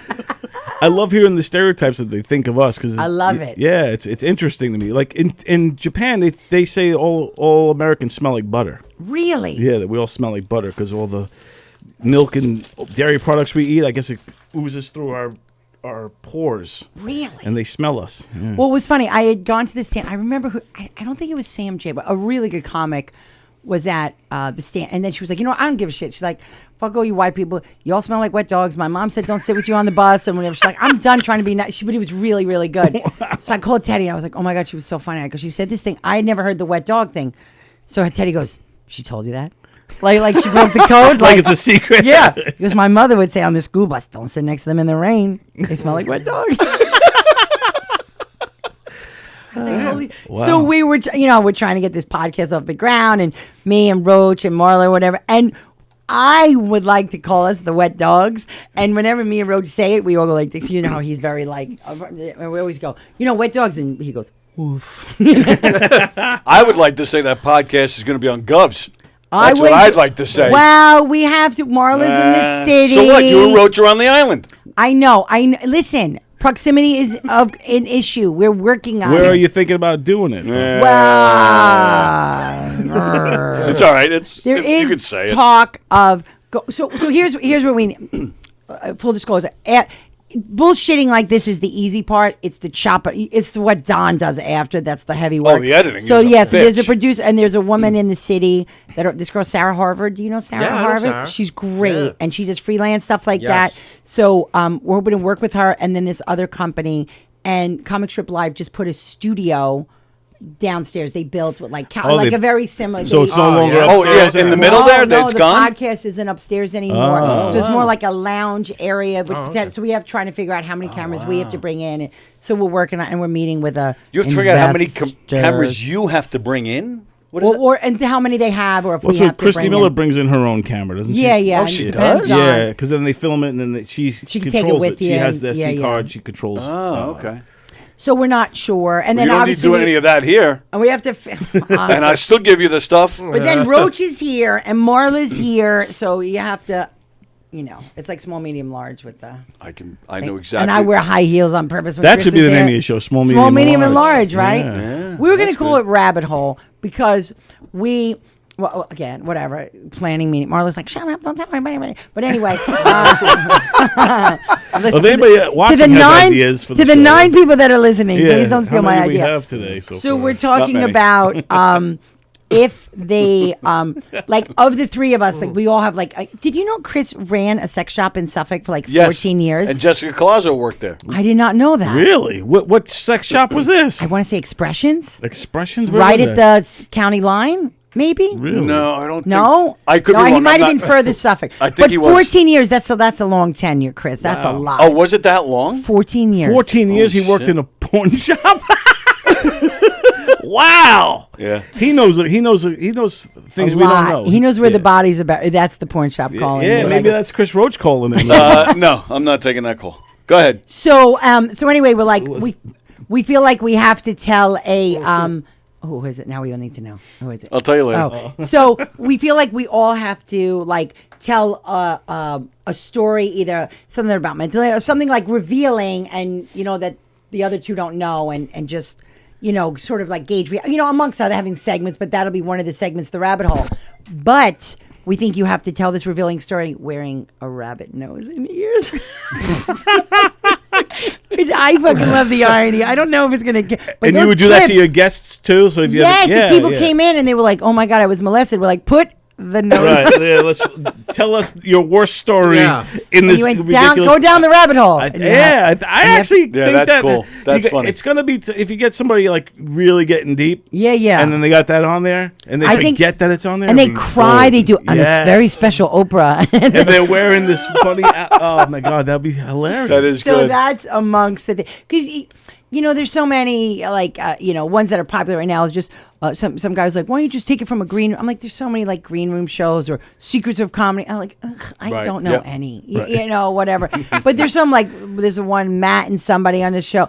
But you have to grab people early, and and we. How many we can put in the cake? Because Chris is like nailing, like spaghetti on the wall. It's hard to get Chris, Cause so if we could do it on like, let's say on Thursday afternoon in the city, and we could film like 5 hours and then cut it up to like 3 or 4 shows and Right, stuff. So right. that's what we're what just a trying. lot of these guys do. They rent out the studio space for a couple hours. Yeah, and if I they- have it for they the half knock out, day like and knock 'em 5 out. Yeah, like 4 or 5 episodes, and then chop it. Yeah. just change your clothes.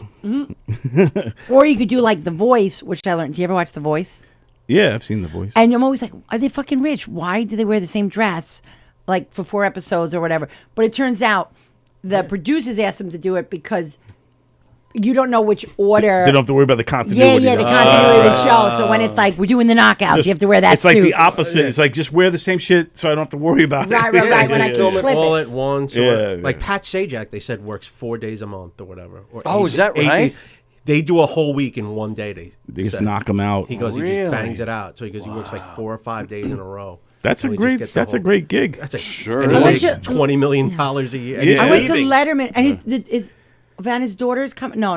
Who's taking over for? Oh, Ryan Seacrest, because he needs the work, right? I think that's who's getting it. Well, he left Kelly Ripa, right? Yeah. Well, that's a while ago. She's with Mark Consuelos, who is delicious. That's her husband, Oh, is right? it? Yeah. Yes. Sí. Sí. Hola, Mark. Kelly Ripa's our age too. Yes. Yeah. She's tiny. She was the only reason I watched soap operas back in the day. And she started out, her first thing, she's a Jersey girl. She started on Dance Party USA. Oh right. shit! I used to love that show. Yeah, Really? she's on that. Oh, I didn't know that. Dance Wow. Party USA. And that was like on TNT or TBS. USA. The USA. Oh, Network. USA Yeah, Network, USA there you Network. go. And people used to watch that and care about the couples. Oh, those Yes, two are they dating. Yeah. Loved it. Wow, that's Old crazy. I didn't know creepers Kelly would- Ripa. I know it was in like a white girl's Soul Train. that. Just think about it, Kelly Ripa's been hot her whole life, pretty much. Yeah, like life from must probably been about- hard for her. Like exactly for like 16, and now she's in her 50s, and she's probably attractive and got her way with men. Forever. And she met Mark a long time. And they have like a long, according to the world, But I've had friends that have met her, like her kids play lacrosse with my friends, and Mark, it's like she's this like great, active mom on Long Island, and she's like been around town, and they seem to have a very nice. Oh, she lives on Long Island, the Ripas? Yeah. Oh, wow. She's in New York, and they have a place out in the Hamptons. Oh, wow. Very cool. How do they afford it? I don't know. Real estate, much the money. taxes. I know. Just Yeah, the the taxes alone. in here is I don't know how crazy. they do it. It's nuts. Maybe they have that guy abate their tax. What was that guy that does all the tax? Oh, anyway, I don't name it. Not Perry. It'll come to me. The guy that like helps you like fight your taxes and the Long Island thing or whatever. I just took us on. I just Andy don't know. I just Andy I need- Pujanos I in need the you- room. I need you Sorry. to do my My taxes. apologies. I need you to do my taxes. We have to this year. unravel some stuff. He's here. He's always Andy here. is. Oh, He's you always here. We always have the. Andy worked twice this week. I saw Andy on 2 posters this week. Did I? Right? Well, no. This weekend, no, he didn't. No. This week. He's a weak guy. Stop it. Slow down. I think Easy. last week he did. Yeah, I think Last it week was Sticks still- and Stones. He did 6 and Stones, and then he was a judge at they had in the Giga Room. Aragona had the Nassau County Comedian Contest. Who won? Andy's one of the judges. I don't know who won.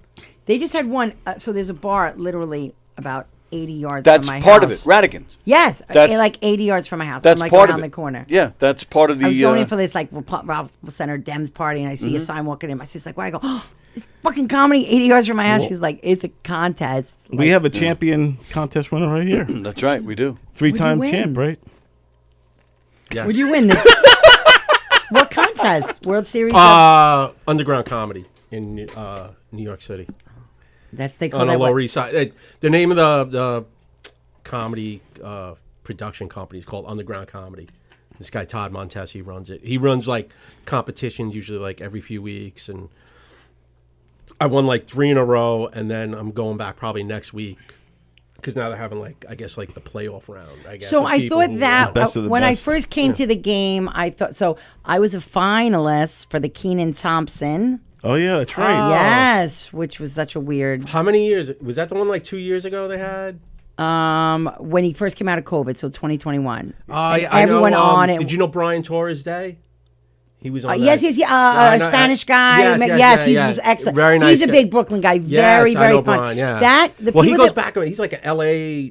Like he's always back. And His forth. material Yeah. was really good. How he gets in fights with his wife about stuff he just thinks about. Yeah. I met the nice. So I met Mooney. I met Fudge the comedian. I met that guy Chris Fudge. Johnson. Fudge I is met my boy. Fudge is great. Fudge is great. I'm Fudge is actually a on a sleeper. Zoom call with him tomorrow. I don't know why Fudge is not famous. I hate when I say that about He- people, but Fudge is wonderful. He had moments. He was on the show Crashing. Yeah. For a little bit, and he was big on MTV back in the day. He's a great riffer. The Fudge Shuffle. is Yeah, the so Fudge Shuffle's I love Fudge. Love Fudge. He's great, man. I love that dude. So I was on with him. I was on with Mooney. Do you know Mooney, the comedian? And Tom Eshelman did it. Elise had done it that year. Like it was everyone coming Elise out is of COVID. great. Wow. And I was just like, Buddha from Atlantic City, and everyone was like, "How?" And he'd be like, "How long you doing comedy, man?" Because Keenan hosted the finals at Caroline. He's like, "How you doing comedy, man?" And everyone was like, 10 years, 10 years. So then I turned to Tom. I go, "Tom, I'm doing it like a minute." I'm like, "I'm gonna say 2 years." Like, yeah, I'm gonna lie, right? That's what everyone always told me. Just Yes. lie. So lie. So Throw I another go. year on whatever you got. Just throw another year. So when I was done, Keenan goes, "Let's give it up for a mom doing comedy. You know what? 10 years, you got to get good if that's the bar. There you go." I was like, "Fuck you, Keenan." Wow, that's what he said. Yes. And guess what? That day, his show got canceled, and his wife left him. Oh, sorry, Keenan. Wow, it all came crashing Karma, down. and then he bitch. beat up the guy. And But now he got at the good comedy burgers, show. too. And then he took a brass knuckles and went after Yeah. Chris Red Oh, I don't know that story. with a mustache. Oh, him and Chris Red had a fight? Chris Red took his wife. Oh, shit. Really? I didn't know I that. had no idea. Oh, Yeah. shit. I hope. Oh. Damn. Yeah, like he broke up with his wife. That guy Red got with her. Is Red, he's And then- still on SNL, Chris Red? No. And then the guy Chris Red was in front of the Comedy Cellar, Like going into and some dude in like a Jumped hoodie and a him. mask just came up and whipped Wow. brass Brass knuckles. Yeah, like Ripped the chain, but left the chain. It was bad. Holy crap. And then he said, Keenan said hello. And Yeah. then- And he goes, "This is from Keenan. Say hello said to to my say little hello." friend." Yeah, and Yeah. now Good Burger 2's out. I guess Chris Red's not in that. No, Chris Wow. Red. They will not be doing projects together. Wow. So I did the Keenan contest. Long Island Laugh Off. Hello, third prize for a lady, according to James. That's like first. Wow, awesome. Yes. I did that. That was 2022. And then what other contest? I did it. Oh, Jersey City Comedy Festival. Came in judge favorite, but not like whatever, something like that, of like the rounds. And then Mika Mo wound up winning like the whole thing. So I came in second to I Mika know that Mika Mo. night. Yeah, I know Mika's Mika. great too. Yeah. Yeah, So Mika wound up. So at Jersey City, and they we're both from Astoria actually. are you? I drop Yeah, her off, and you we live just- over where she is. No, we both grew up in Astoria. Oh, We okay. were talking one time. I met her one time. We just started talking. We both grew up there. You're not Greek though. No, Either is that's a Mika. fucking He was on the Irish side. He stayed on the Irish side. Well, that's 3 They blocks. used to, they used to, yeah, 3 houses.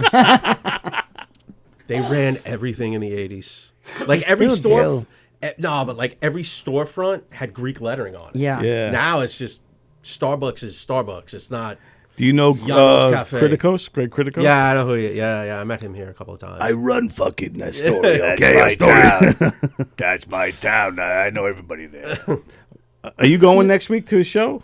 No. Criticos has a big one-man One-man show show. at the church there. There's like a famous church, or the church he grew up in. Keeps contacting me to go, but Yeah, he sent one me of the this. Greek churches, probably. Or Yeah, whatever. he sent me just There's today. like 100 of them. And I'm like, I don't think I could make it. Unfortunately, wait, I it's a love one-man Greg Criticos. show? he has a one-man show. The Rainmaker's son, the Shoemaker's son. Yeah, it's really good. I mean, Is it? You've seen it? Well, I think it's going to be good. Oh. I talked to him about Sorry. it. So it's December 9th, The Return of the Shoemaker's Son. I hope you can be there to support me. I have a show of my own. That's why I'm not going. Director is Mike Richard Williams, and the producer is his buddy George.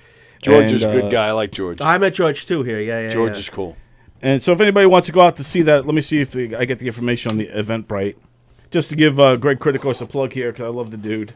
The Shoemaker's Son, Astoria, December 9th at 7 o'clock to 10:30. It's at the Hellenic Cultural Center. You know that? Hellenic. Yeah. The Hellenic Cultural Center right there in Newton Avenue. Newtown. Yeah. Yeah, Newtown Avenue in Astoria, Queens. So go check him out. Greg Criticos with the Shoemaker's Son. We did a conversation over the summer talking about the Shoemaker's Son. It's his life story. And if you know his story, Criticos had battled bad drug addiction and really bottomed out in his career. Sure. Like hit rock fucking bottom, and was obese and all this. And now he lost the weight. He's actually like thinner than I am, and I'm kind of chubby myself. Is that the bar, Don Sills? just But it was, checking. but when I see an obese guy, and they start to lose weight, and then they pass me, I'm like, fuck. I'm the skinny one. Yeah, Now have one of these. yeah, exactly. more Have more bookings. of these things.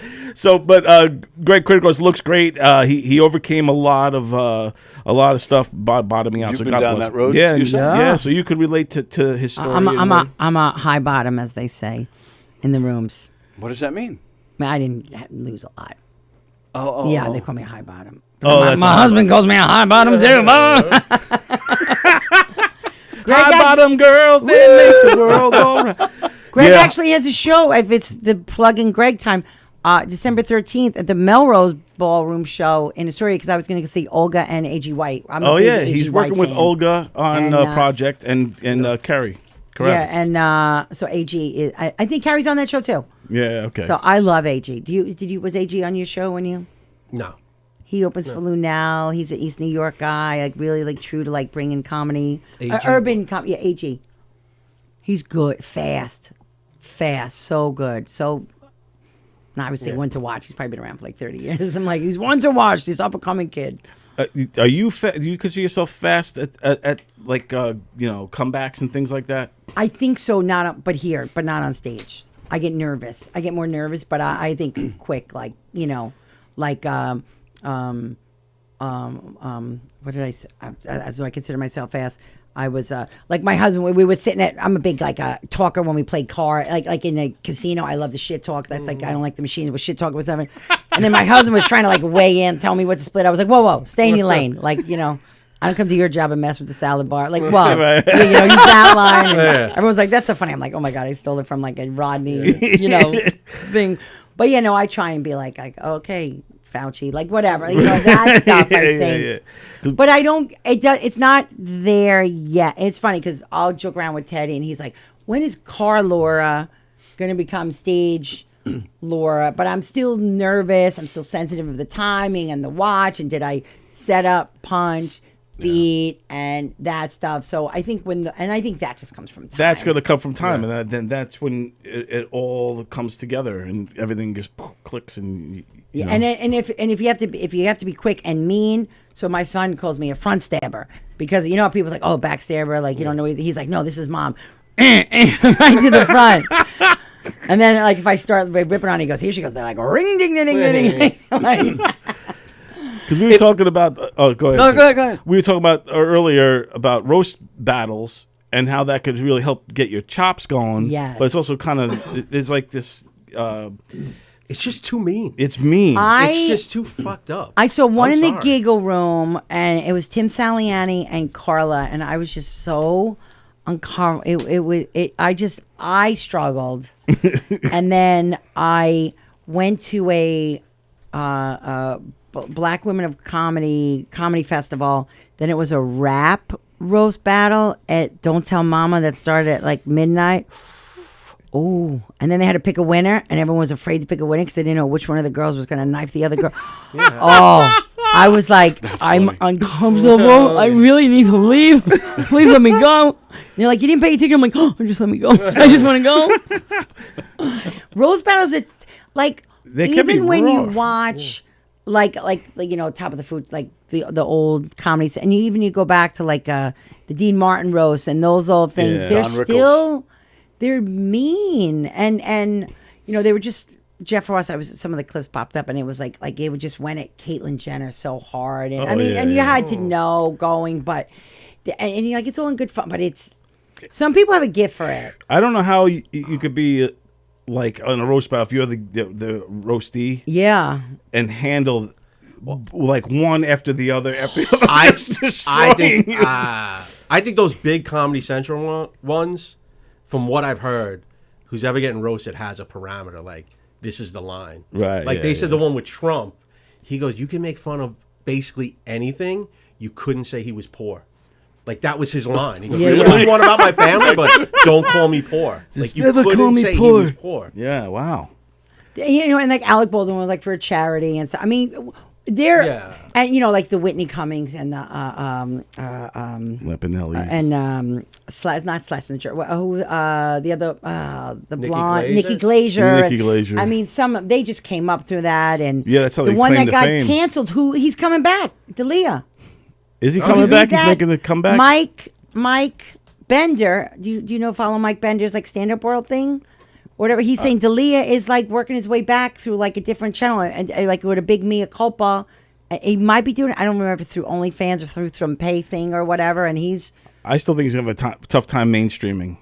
I don't think he's meaning to mainstream. I Right. think he's going this like He could be like Louis C.K., how he kind of did it, but Yeah. he's not going to be nearly Yeah, as just get successful. a as Louis. website and- Yeah, just do Right. your own This is thing, my just- stuff, and and then let that's the it, fans yeah. come to you. yeah, Right. and find the fans. But I don't then- see D'Elia, because too much of D'Elia stuff's out there. There's all those texts. And isn't like more stuff supposed to be coming out? yeah, You know, like really? this, it's not over from what it seems like, right? Didn't he get like indicted or some shit like that? I don't know, but yeah, they were talking about Chris D'Elia. I have to look at on this. I get this thing stand up world. Do you know that this guy Mike Binder? I think he might be an LA guy. is it not Mike Binder? Maybe it's Mike Binder. Mike Yeah. Bender was the one that was in the Scientology one. I have the wrong Mike. Yeah, Mike Binder is like old school, Yeah. Yes. tiny little guy. He's been around. unbelievable. He's been And comedy since he was like 18 Yeah. years old, and Comedy Store just did. He did that the special for the documentary. Comedy Yeah, Store, yeah. is he the dark side of comedy? Is he? He's been on those too. Yeah. He's Yeah. just on it like this season, but he did that whole the Comedy Store special. Oh, Like, yeah, I didn't watch was that his. one. Yeah. That was his. Yeah, that was really good. And I just That was good. I just watched because I was sick. I was sitting in bed, so I just watched the one about black comedy. Kevin Hart produced it, and it was like comedy before prior, like all Dick Gregory and stuff, and then wow. Flip Wilson. It was phenomenal. It went right up to like George Floyd and Chappelle, and it was probably 4 hours. Wow. It was Oh, wow. 2 parts. It was excellent. It is excellent. Really, really good. But yeah, so Mike puts out this thing that's usually like what to watch, and it might come out once or every 2 weeks. I think it's called Stand Up World, but Stand Up World. I gotta check it's that a out. good one. Yeah, he has links in it, and How far back did they go with the stand up with the black comedy? all the way back to like Slappy White and where the word punchline came from a black comic, because when he used to say the word, he used to punch, and that's where it came Yeah, from. And yeah. yeah, they went way back to from the blackface, and then who came over and came down on like Stephen Fetcher, and then the Flip Wilson and Nick C. Russell, and they were All so the mad greats. at like JJ's. Did they talk about Bill Jimmy Cosby at Walker? least? They had to, They did, because I know And- they're afraid to now. But You have to. They you can't did, and avoid they them. sort of kept him in context. They I Spy. He was clean. How he came up from it, and how Pryor really modeled himself. He was a Cosby guy. he tried to be Cosby. Tried to be Cosby till he was. But Cosby was the answer, because Dick Gregory was the first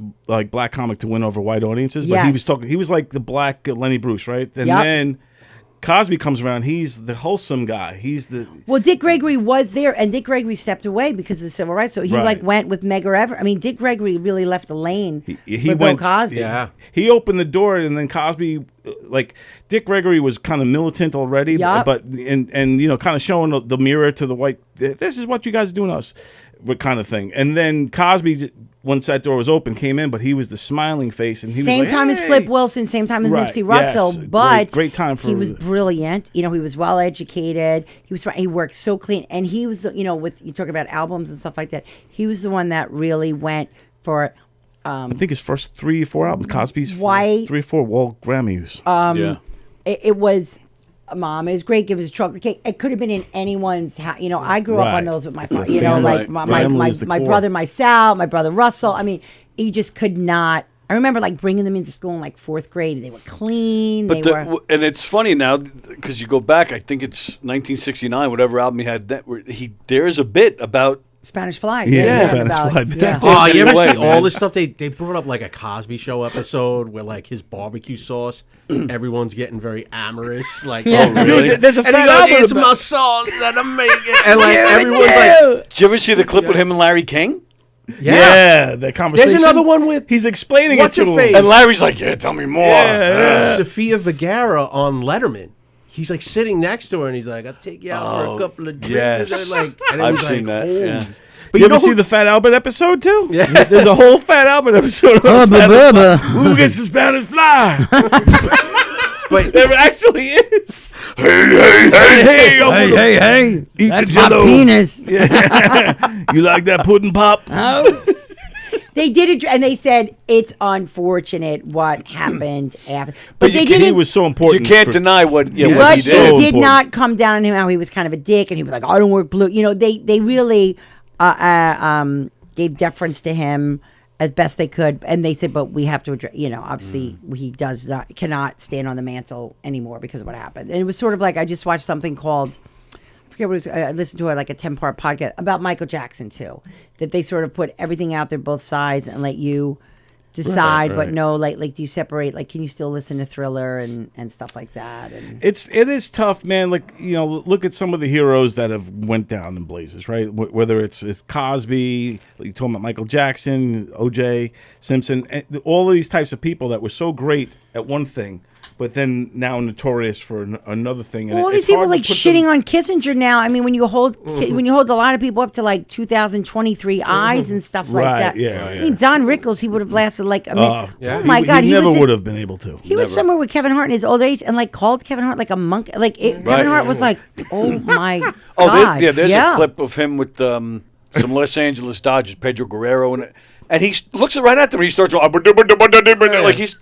I was like, and they're laughing. It's so I know. freaking. It's crazy. You laugh now because, like, I guess you're the same laugh from then to now is the shock part of it. Yeah. But now that it's so like Yeah. microscope on. Like And then he this will got- get you. And he had like that whole pass with Sinatra, like he could Yeah. shit all over. And someone said it was because Don Rickles' manager, I think, was kind of mobbed up. Yeah, and yeah. they helped him, and fucking everything was like, "You're all right." And like Sinatra gave him the You ever blessing. hear the Right, story right. where Rickles goes up to Frank Sinatra, goes, "Hey, I got a date." Yeah, he it's a goes, great- He goes, yeah. "Can you come over here and just say hi to me when you get a chance? I want to impress her." So Frank goes, "Okay." So he's eating with the girl. Frank comes over and goes, "Hey, I just want to say, Frank, leave me the fuck alone. Can't you see I'm busy?" It's great. There was I listened to Mark Maron has that podcast. Yeah, WTF. Which is He had wonderful, Tommy too. Dreesen on. Well, I don't know if you know. You had Tommy Dreesen on. Yeah, Yeah, I love Tommy Tom Dreesen Dreesen. opened up for Sinatra like the last 20 years of his Yeah, career. yeah. And he was going into all the mob stories of Sinatra, why he goes, Frank at the end, he goes, I would go to his house and we'd just start driving through Palm Springs at night. He goes, he never slept. He at never night. slept. He Yeah, told he me goes, that he was too. like nocturnal. No He kidding. was up all night, and he goes, I would drive him through the desert. And he goes, the worst thing I ever did was get in bed with these guys. And he said, and then he's like, what do you mean? He goes, because it's not like they do one favor for you, and you kind of like return the favor as well. But he goes, then he was in the business so long, 20 years later, the guy's son is coming to you.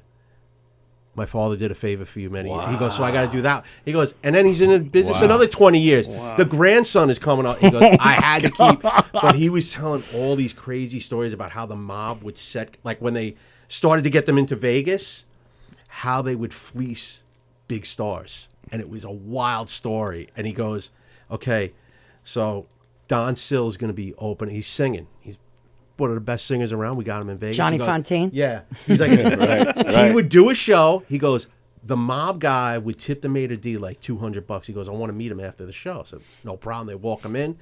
They'd hang out.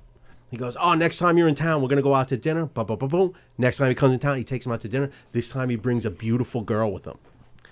And the girl would be all over him. And so the singer would go, is she with like Big Tony over here? He's like, no, she's all yours.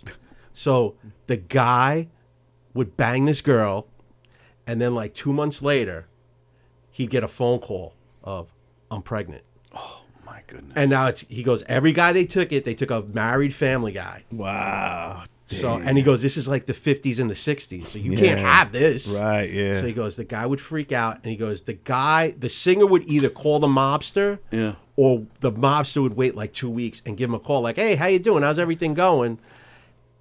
And he'd be like, okay, listen, here's what's going to happen. We'll take care of this. Don't worry about it. I got a benefit show on the East Coast in like a month. We're raising money. Just show up. And these mobsters would do these fake benefit shows, make like $200,000, give like $20,000 to like some bullshit charity, and put $180,000 in their pocket, and they got this guy for nothing. Damn. And he goes, it was a scam they just did in Vegas for years. Wow. Damn. There was no internet. There was no fact checking. There was no. Tom Dreesen's great too. Yeah, he had just had all of these crazy stories. There's a great podcast. Oh, he had the Johnny Carson story too. Oh no, I was going to say the podcast. John Stamos narrates it. It's the guy who orchestrated the kidnapping of Sinatra's kid. Oh, really? Oh, it's so good, guy. And that guy grew up with like he went to high school with the Righteous Brothers. He was just a dope. And it's a crazy story. And they should make that into a movie. It's almost like a 12-part because the guy it's just so and he like befriended John Stamos and it's so good. Like that's like it's a good one. Jeez. He had they said Johnny Carson. This is when the Tonight Show was still in New York. Johnny Carson shows up to a bar drunk with Ed McMahon, and that guy who's a mobster, Crazy Joe Gallo, is in the back room at a meeting. Johnny Carson put his hand up the dress of Joe Gallo's girlfriend. When you could put a hand up a dress. Oh, the good old days. She freaks out. The bartender goes, you guys better get out of here now. They say they throw him in a cab. Ed McMahon throws Johnny in a cab. Holy shit, I'm just imagining. And they take off. Johnny. He comes out. Joe Gallo was like, I want him dead now. And the phone call was made to Sinatra to take care of it. And like Sinatra had to go to these guys like, oh no, and it was supposedly all taken care of because of Frank Sinatra. Wow! So Frank saved Johnny's life. He goes, he would have killed. She didn't have to tell anyone she got finger blasted. By the way, by Johnny Carson. I mean, he is the king of late night. Here's Johnny. He's a legend. Right, he put it in their ears, and then he went like that. And two in the pink, one in the stink. Johnny, that was his nickname. I think they said too he stopped like drinking after that. Like it just woke him up. Yeah. Wow. Johnny's new nickname. Two in the pink, one in the stink. They call him on the street the stalker. Hi-oh. Hi-oh. See, this is why I'm not right. My kid's like, you're off, Mom. Did you get anything figured out over there? I didn't want to. I'm close to it, but I didn't want to be distracted. Oh, all right. I would have, but you guys should be able to drag them all. I can. I just didn't want to multitask and not give you guys my full attention because my new friend here. What's his name? No, Mike. I know. It's Mike. Mike O'Sullivan. Mike O'Sullivan. You guys got to network and then. Yes, because I had like a real job during the day. Whatever. I lost my job in August. Hopefully this week coming up, I have 2. Whatever. Anyway, the gods of jobs help me out. So when I was in the city, it was a lot easier. I would go to the Mike of the Producers Club. I did Aaron Berg's Frenetic one night. I did, I would hang around. I'm trying to get more stuff around like New York comedy. But I do understand now these Long Island guys, like to drop the $60 just to go in to linger. It's It's a big investment. And, you Like, know, I I only come from Rockville Center. I mean, those guys live out in Narnia. Doing stand up, like, you know, at our ages, when you have day jobs and families, it's hard to find that time to go into the city or, like you said, to linger around, even networking. Yeah, if you're going to bark, you're Sometimes hang you around, go gotta to show your someone's face. show. Yeah, and then that kind of stuff is where the younger people have the edge just because of time. They have the time. Right, and where they take advantage of that. So Jocelyn Chia actually just posted something how she just did New Joke Monday at the Cellar and got paid for it. And she said, do you understand, I used to do, I think she spoke up either Comedy Mob or shit, I would go, so it was, if you pay $5. Yeah. You know, I think it was the Laughing Buddha ones because they would have Yeah. a bit of an audience, right? So I had to pay $5 and then I had to buy a drink, right? So now I'm in like $7 and it's like $4. She goes, so it was costing me $12 a mic. I would try and do close to 10 a week, you know, and she goes, I think about it now and here I am getting like paid to do what I love, but it is not, and when you're on like any national, like a comedy thing or whatever, they're like, wait, it costs you to go to, like I Right, did yeah. one Nice out. stuff. I did one in Wiley's in Ohio, out by. I thought you meant the old strip club in Queens. No, I did that too, but it's not bottomless anymore. Thank you very much. There's a high bottom. It's a laundromat now, yeah. Put your coin in my slot. The home of the dollar lap dance. $1 lap It was a dance. dollar lap dance. Ouch. I had a dollar lap dance once. Oh, I think that's where you cut that rash down. Bill. She just like smoked a cigarette. You like that, honey? You like that? We're That lifting, sounds like Criticos. Yeah, it was Criticos actually. we're lifting the no mustache policy. 2 for Tuesday. Put another $1 in my stockings. Oh, let's drip dry. Hello. What were we saying before that I forgot?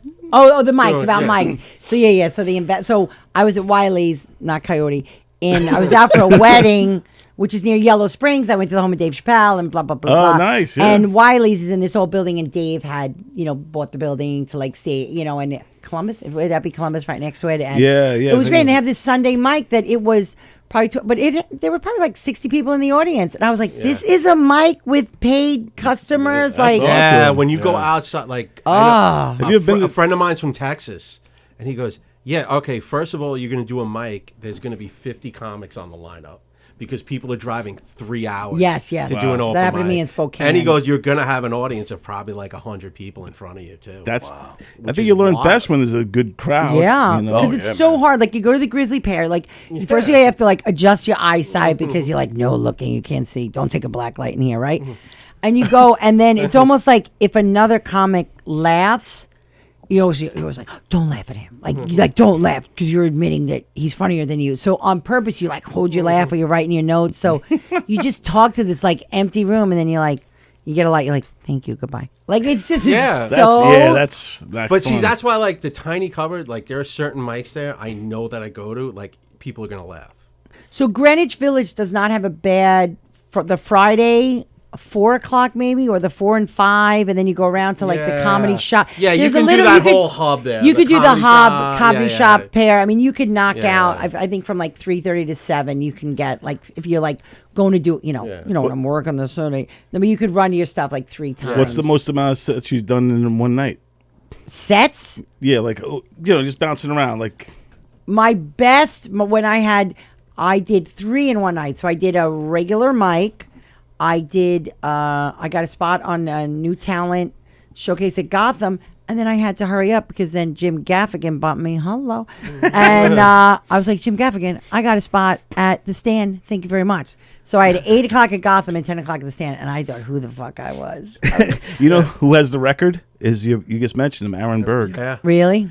Yeah. Brian Scott many? McFadden just I think posted it's something like last. 35 or something like that. In one night? In one, 25? 25 in one night. That documentary did, yeah. Yeah, you see the documentary too. Steve Steve Byrne was the original. But it was 13 like in one. 12. Yeah, was it 12 or 13? But did he Yeah, have a yeah. driver taking him? Because Ray He had a Romano would say Sunday it so. taxi Yeah. If cab, you watch, yeah. if you watch the documentary, because you're gonna know this, I think he starts hitting the mics first. Yeah. and then he's got spots around the city, and he closes it out. He had like the midnight spot at like or 1 a.m. Probably. spot at LOL. Oh, okay. really? Like he got the last spot. That was like Yeah. the last one when he walks in. Yeah, but he's yeah. going Yeah. around running to like the 4 o'clock. I think he starts at like the 4 o'clock at like the Grizzly. Yeah, Fair. yeah, because you Then go he goes from door to Greenwich, door to like, 'cause door. You're watching to the background. You see like Greenwich Village Comedy Club. You're like, oh, okay, and he's just boom, boom, boom, boom, boom, just running around like the Lower East Side and the West Side. But I think Just Steve going- Byrne, I don't know how Berg did it, but Byrne tried to use different material in every set. Oh wow.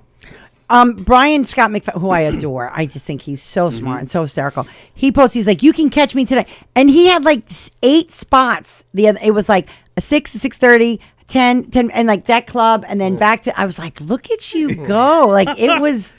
Well, if if you get those guys that now with at the tree, you can go from the tree to the Village Underground. When Yeah. you see, you could, I mean, let's say.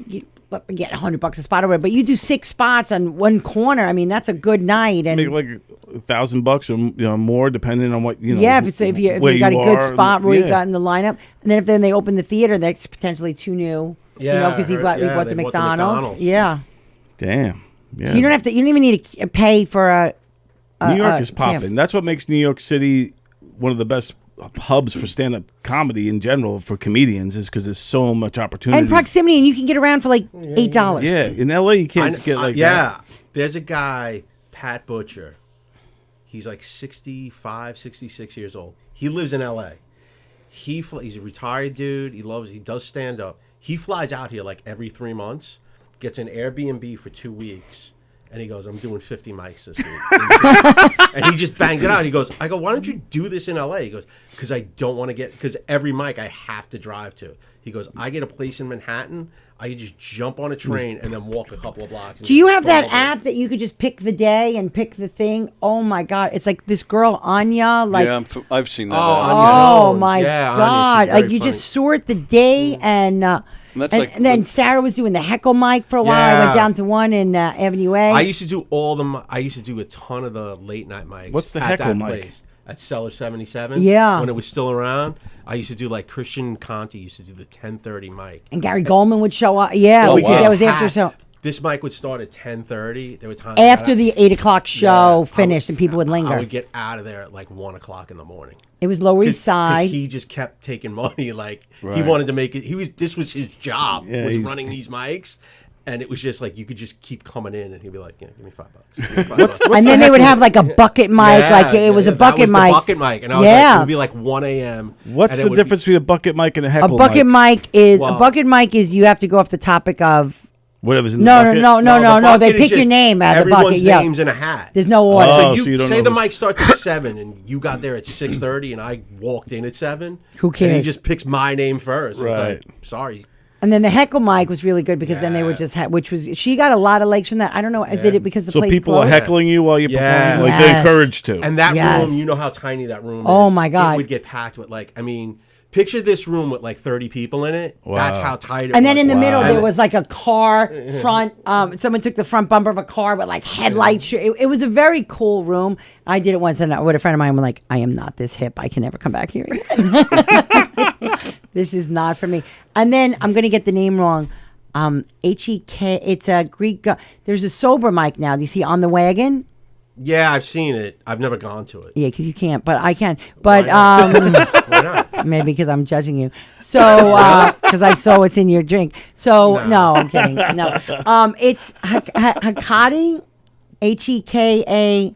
I don't know who. I know there's like. It used to be at the Tiny Cupboard, and then there was at the Lantern, and now it's at this sober. It's is very that the cool. Lower East Side one? Yeah. Because it's like I think it's like 5 o'clock too. Yeah, and I think So it's I like can't- kava too. I still don't understand what kava is. If it's like sober but not sober, I don't know. No, Cava. I think that's just the name of the place. No. Kava is a thing. Oh, really? Kava? Yeah. Isn't it like a coffee me drink? see if I can Cava? figure No, that out. kava is getting banned because now my cousin works at a kava bar and they're like underground now because the not FD, like New York City is coming to shut them down because kava is like, look up kava. It's not. CAVA? I think it's. Oh, it's got stuff in it. Yeah, yeah, that yeah. Is it- isn't like FDA approved. It's dubbed Yeah. the champagne of Spain. Cava is a sparkling wine with small fine no, bubbles. that's not it. Maybe it's KAVA. Let me try it. Kratom. No one can do that. either, Kava right? is. like I think there's. I almost want to say it's like THC free. Kava is a drug There. made from the ground roots of a plant found in the South Pacific. There you go. It is taken as a drink supplement or extract. Long-term kava use can be associated with a range of problems, including apathy, weight loss, and liver damage. Oh, Hey, weight loss. Maybe hey, I'll sign try me up, and I don't give. I used to do a joke. I'll do some kava. I'll become a kava addict to lose some weight. I used to do a joke about my husband. I'm like, oh, we were in marriage counseling, it didn't work out, and he'd be like, your name call, and you're dismissive, and I was like, whatever, faggot. But I can't say faggot, so I had to cut the joke. And we've tried so many other names, but it just nothing punches like faggot. So I had to retire the joke. That sucks that we can't use certain words anymore. Yes, Because that was damn a it. hard-hitting good one. Right, because he was like, you're dismissive and a name caller. And I was like, oh, whatever, faggot. Right, There's no exactly. other way that, but it's mean. It's mean. Maybe I can't jerk say. off, you could say. I've tried a couple and nothing punches like faggot. So Yeah, I'm going to agree with you on that. out of town, Pennsylvania, You whatever could say faggot yeah. kills. Yeah, they'll be fine there. You could probably Yeah. say it here, too. I try. Not in the city, you Yeah, can't. yeah. Yeah, not in the city, But I don't but need a here. clip of me saying faggot. Yeah, that's true. It's weird when some people say certain words. Yeah, yeah. And everyone just goes. Well, she watching went You get there. a lot of ooh. Dude, watching old comedy that didn't age well is Yeah. tough. You know what? I saw a special, and it was right before he blew up. It's the Andrew Dice Clay special he did in Philly.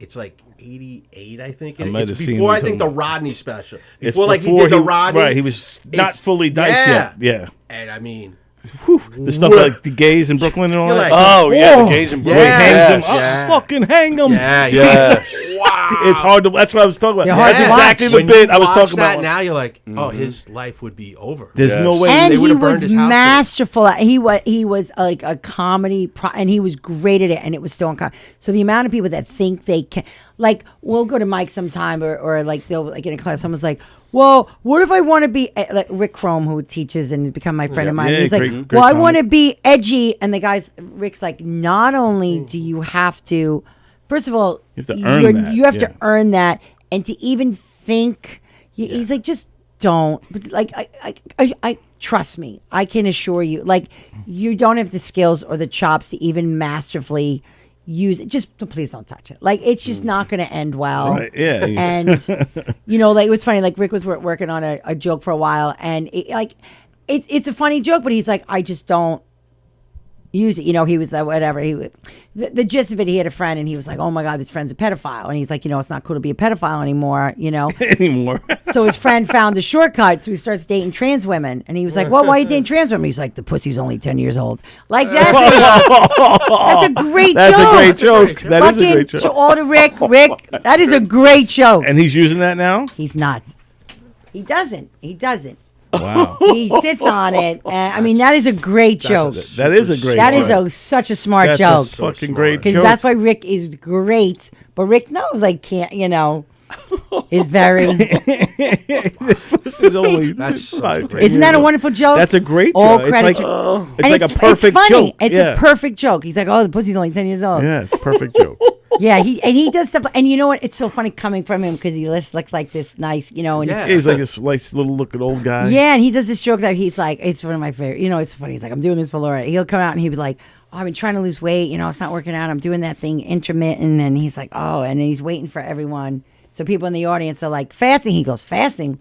Oh, I've been doing intermittent fisting. No wonder it's not working. All credit to Rick Chrome when he tells it thousand Rick times Chrome is better. great. You gotta get Rick Chrome to come here. I know he does my. You know what? I'll see if I get him out early. January 26th, I'm producing another show, so maybe I'll get him to come out early because it's at the brokerage. I'll get him to come here and. Oh, it'd be awesome to have him on. Have you seen his documentary? Yeah. I seen a little bit of it when after I interviewed you. We talked about Rick a little Yeah. bit. So I did some research on him, and I he's started wonderful. watching the doc. I didn't watch the whole thing, but I knew who he was because I seen him. I think what was it, Bill Burr stuff? Yeah, and he also does to Come to Papa, and plus besides his whole life. So it's very funny how he starts out the thing. They have Jeff Ross is David Tell is sitting on the steps at the outside the Comedy Cellar, and they're interviewing him, and he's like, oh, well, we're doing a documentary about young Rick Chrome, and then Jeff Ross comes over and he's like, oh, we're doing a documentary about Rick Chrome, and Jeff Ross is like, he's dead. He's like, no, he is. But Rick is, I mean, people just pay, homage to like, I was meeting my son, and I said to, when we were meeting him at the Olive Tree, So when I got there, I was like, "Oh, I'm meeting Rick," and they're like, "Oh, he's here already. He's sitting over there." And all of a sudden, I see him like sitting with Louis C.K. I'm like, "Oh, we'll just sit here." Like it's That's okay. who it was on Louis' show playing cards. Yes, and he's yeah. the one that does. That was like the big scene. Yeah, and he explains the history of the word faggot. Yeah. So yeah, and he explains it was the the kindling and the whole thing or whatever. But Rick is, and I'm just hoping and praying that his show, The Bedwetter, goes to Broadway because he had like 5 roles in it, and he plays like Johnny Carr. He's just he's so good. He's so talented and so nice. So and he's a legend. He's like a New York legend, New York comedy scene So legend, good. and like that documentary. It was like a who's who of like everyone's some of in the it, greatest comedians. right, and everyone, he's like Chris Rock always called him like Mr. I mean, there's not a person that. Well, listen, you had the picture of me stopped with Wanda. She didn't stop because of me. She stopped because I was walking with Rick. I go, "Oh, Rick, can I please say hello?" He's like, "Don't do it." I'm like, "Wanda, I can't believe it."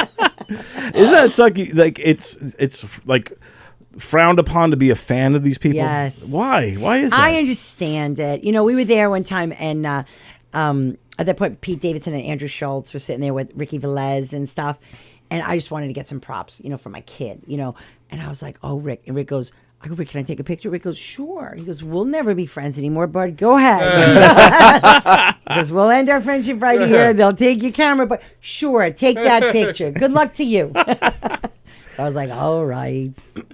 I mean, there's a certain time and place for all that. Yeah, stuff, I mean, and that is a revered, that's their corner. But Yeah. what's so funny is there's no bathroom upstairs. So like if you're eating dinner at the Elf Tree, you literally have to walk through to go to. So we were there, and my son, being 21, so we spent the day together in the city. We went to that show at the Triad with Norman and Marcello Hernandez and all this stuff. And my son vapes, "Oh, hello, vapes." So all these young kids vape, right? So he was like, "Ma, out of respect, I'm not vaping in front of you." But he kept leaving to go to the bathroom, and they were like, "Does the kid have like irritable bowel or whatever?" Right?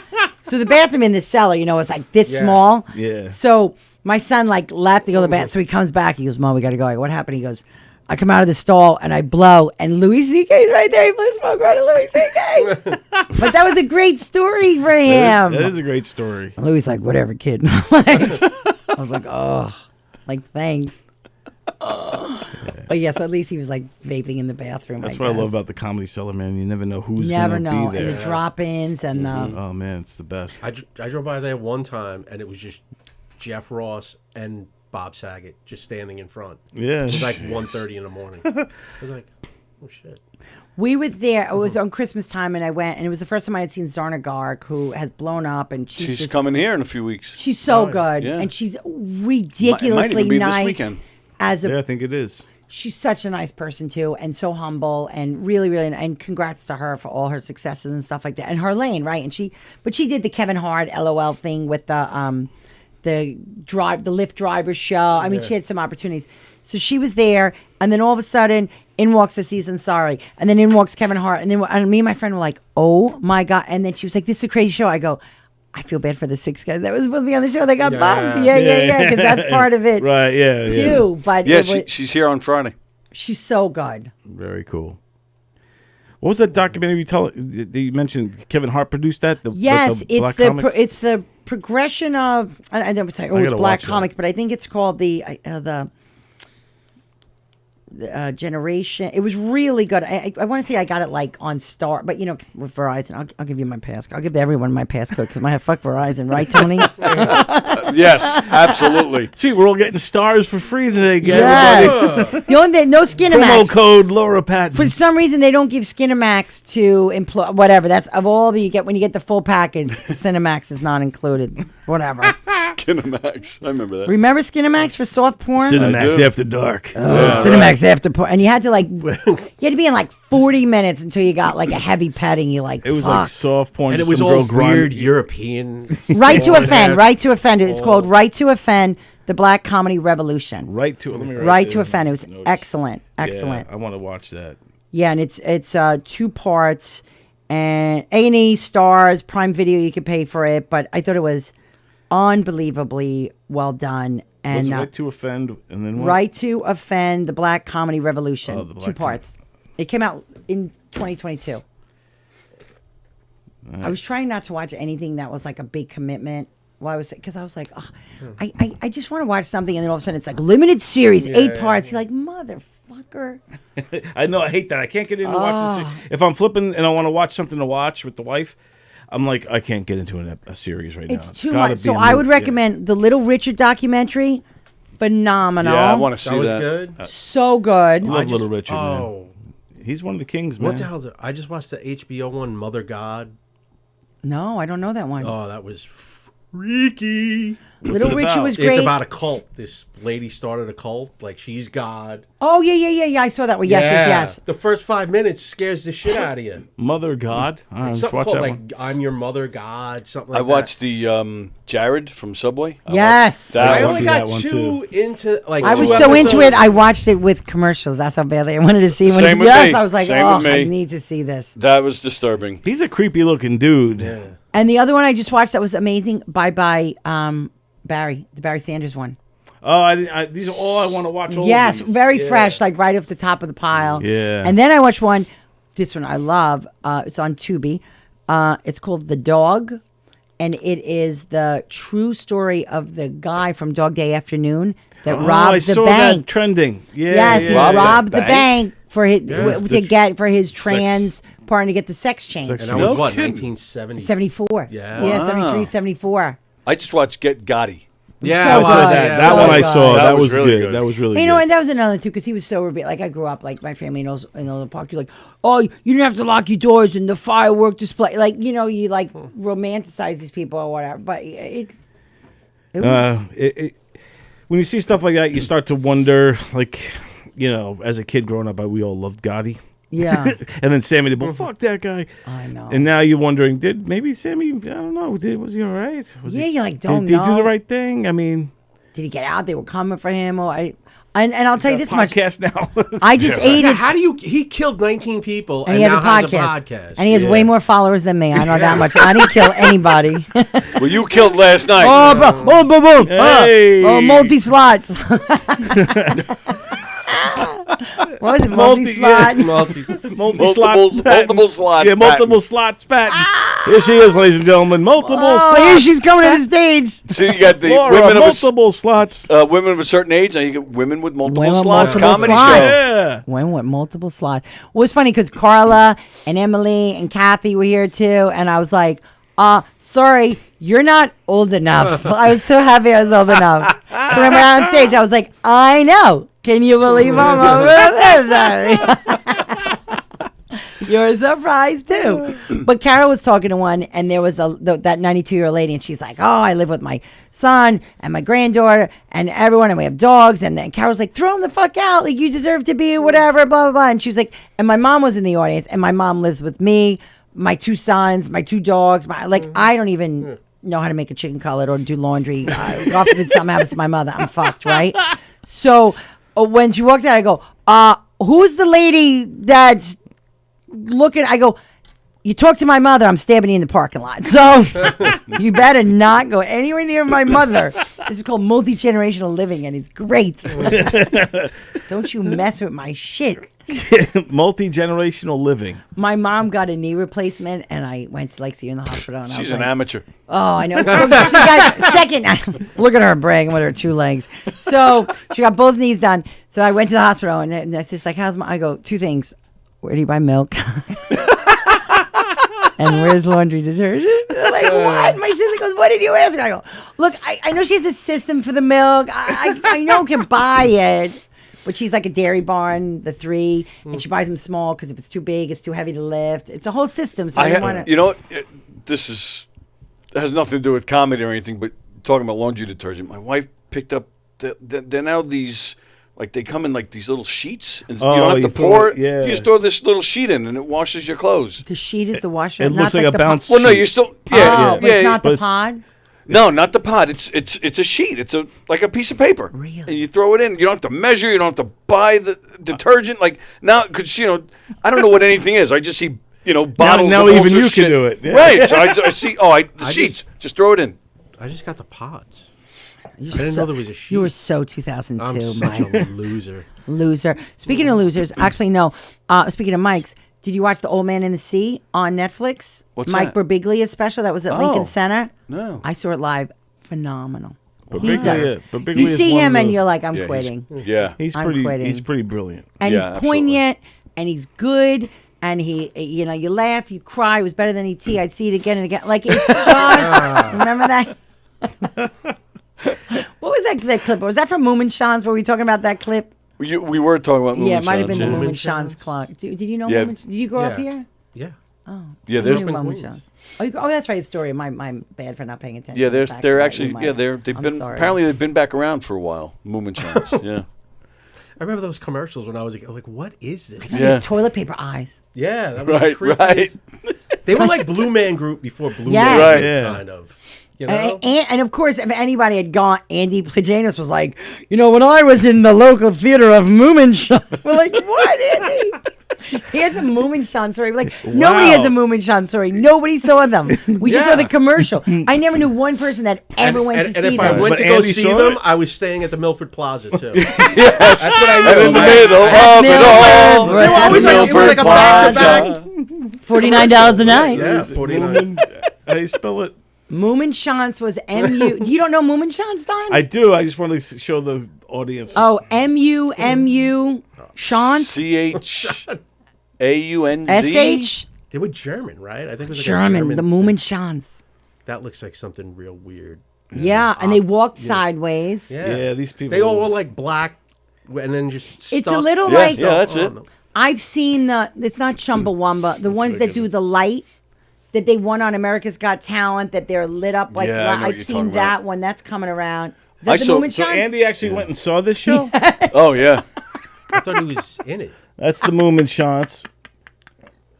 It looks like Andy? some trippy Yeah.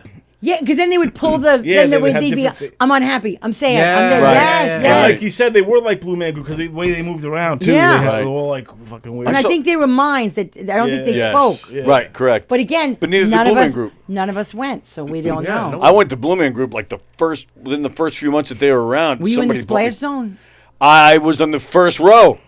So That was another nickname they used to call me in high school. the splash zone.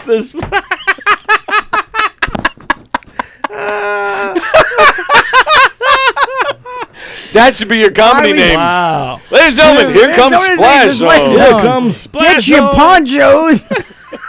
Like Gallagher? No, a different kind of splash. Like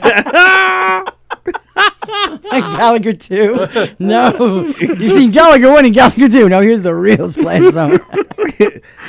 Wait to see what she does with the sledgehammer. She's gonna bust a watermelon. In her ass. With her ass. Oh, my God. I can't. I told you guys. I did the other night. I have a busted starfish. So my bung's broken.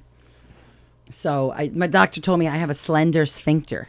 Really? And I said, thank you. So I thought it was a compliment, right? Like, wow, thank you. I got a Thank slender. you. Thank you. I needed some on my body to be tiny. I'm so once- happy it's my asshole. I once had a doctor told me I had good balls. Those are his exact Really? words. You have good balls. And then you had dinner after? You went out with him after? Hey, thanks, Doc. He was juggling them with his tongue.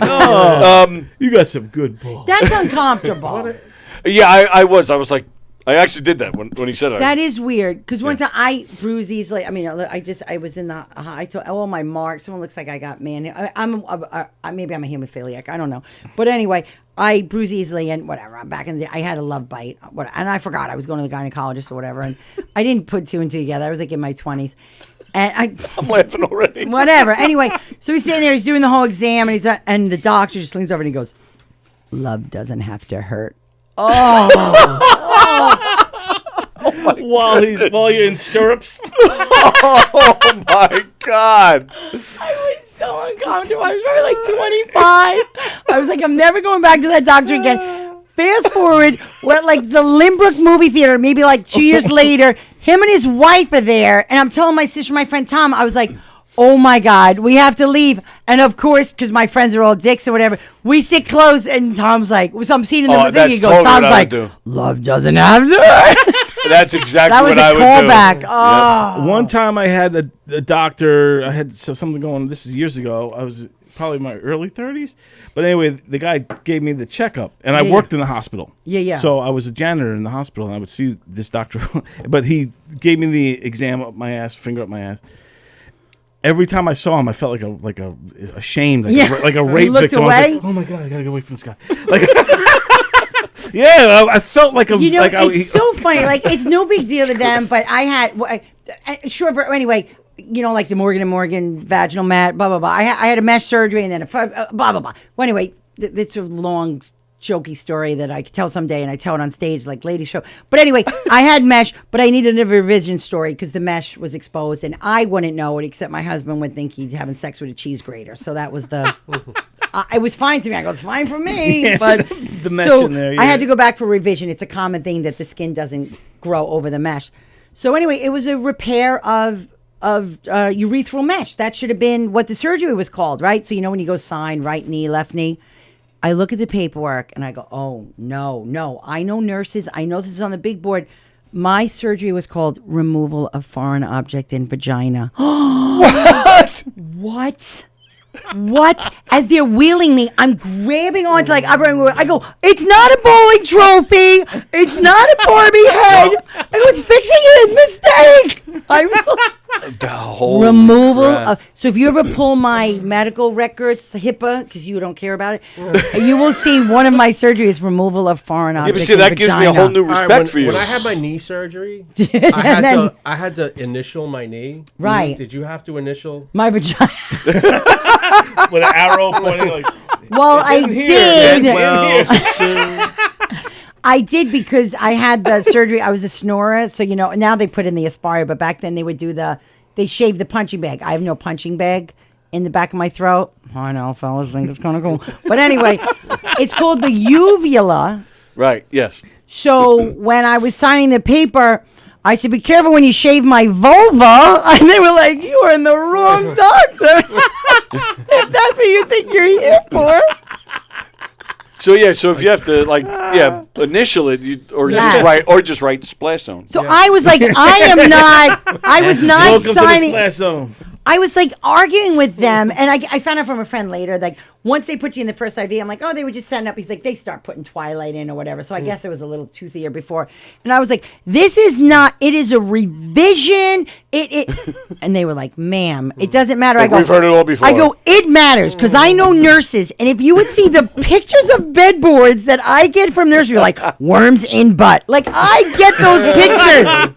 I know foreign object in vagina is abound. Meanwhile, there was there's already a website dedicated to it. right, and your picture was already on it at that point. I make a joke sometimes, like foreign object. I'm like, what was it, a chalupa? I'm like, hello, miss, we are going to the border in your vagina. Chalupa. We gotta remove this chalupa from her vagina. This is Lawrence Splash. Lawrence Splash, 3 inputs. Remove from the splash zone. Some of the other doctors are like, oh, multiple slots. Multiple slots. I know her. I remember you. Just so you guys know, Andy Plajanos has seen Moominchans twice. I told you. Did he reply? Once as a kid, once as an adult. It's there. Very good. I told you he's the only person I know that went. Wow, very good. Did he stay Andy. at the Milford Plaza? Was it good? It must have been good if we saw it twice. See if he stayed at the Milford Plaza. Did he stay at the plaza? And see if he has a foreign object in his vagina now that we're telling stories out of turn. Isn't that crazy? I have to tell that. I have to make that a joke someday without like offending like too many men, talking about like vaginal mesh. Like men will be like, bleh. So I've got that. I think it's a funny joke, and there's a lot of punchlines to it. And like I name all my surgeries, so I had fissure surgery, so I call it the Searching for Bobby Fissure. And then I had the my urethra one, so that's my urethral Franklin. Like there's a couple, but I mean Franklin. So I have to figure out that has to be tight. Like that joke needs. It should be tight. Thank you. There you go. That's it right there. 2 C-sections, Mike. Hello. Call me after. Hello. Hey. Hey, no catcher's mitt in my pants. I almost brought my son in here. I'm not well. Well, you should have brought him with you today. You could have fixed your computer while we're talking. I know. I was talking with someone, and someone's like, well, you have to do work clean or whatever. I go, I work clean. I'm like, I really don't. I don't. This is funny. All right, yeah, with that, I think it is. With Yeah, that, time we've to done go. over 2 hours. All right, so What? this weekend, what do you got? Nothing. Nothing. Whoa! I know.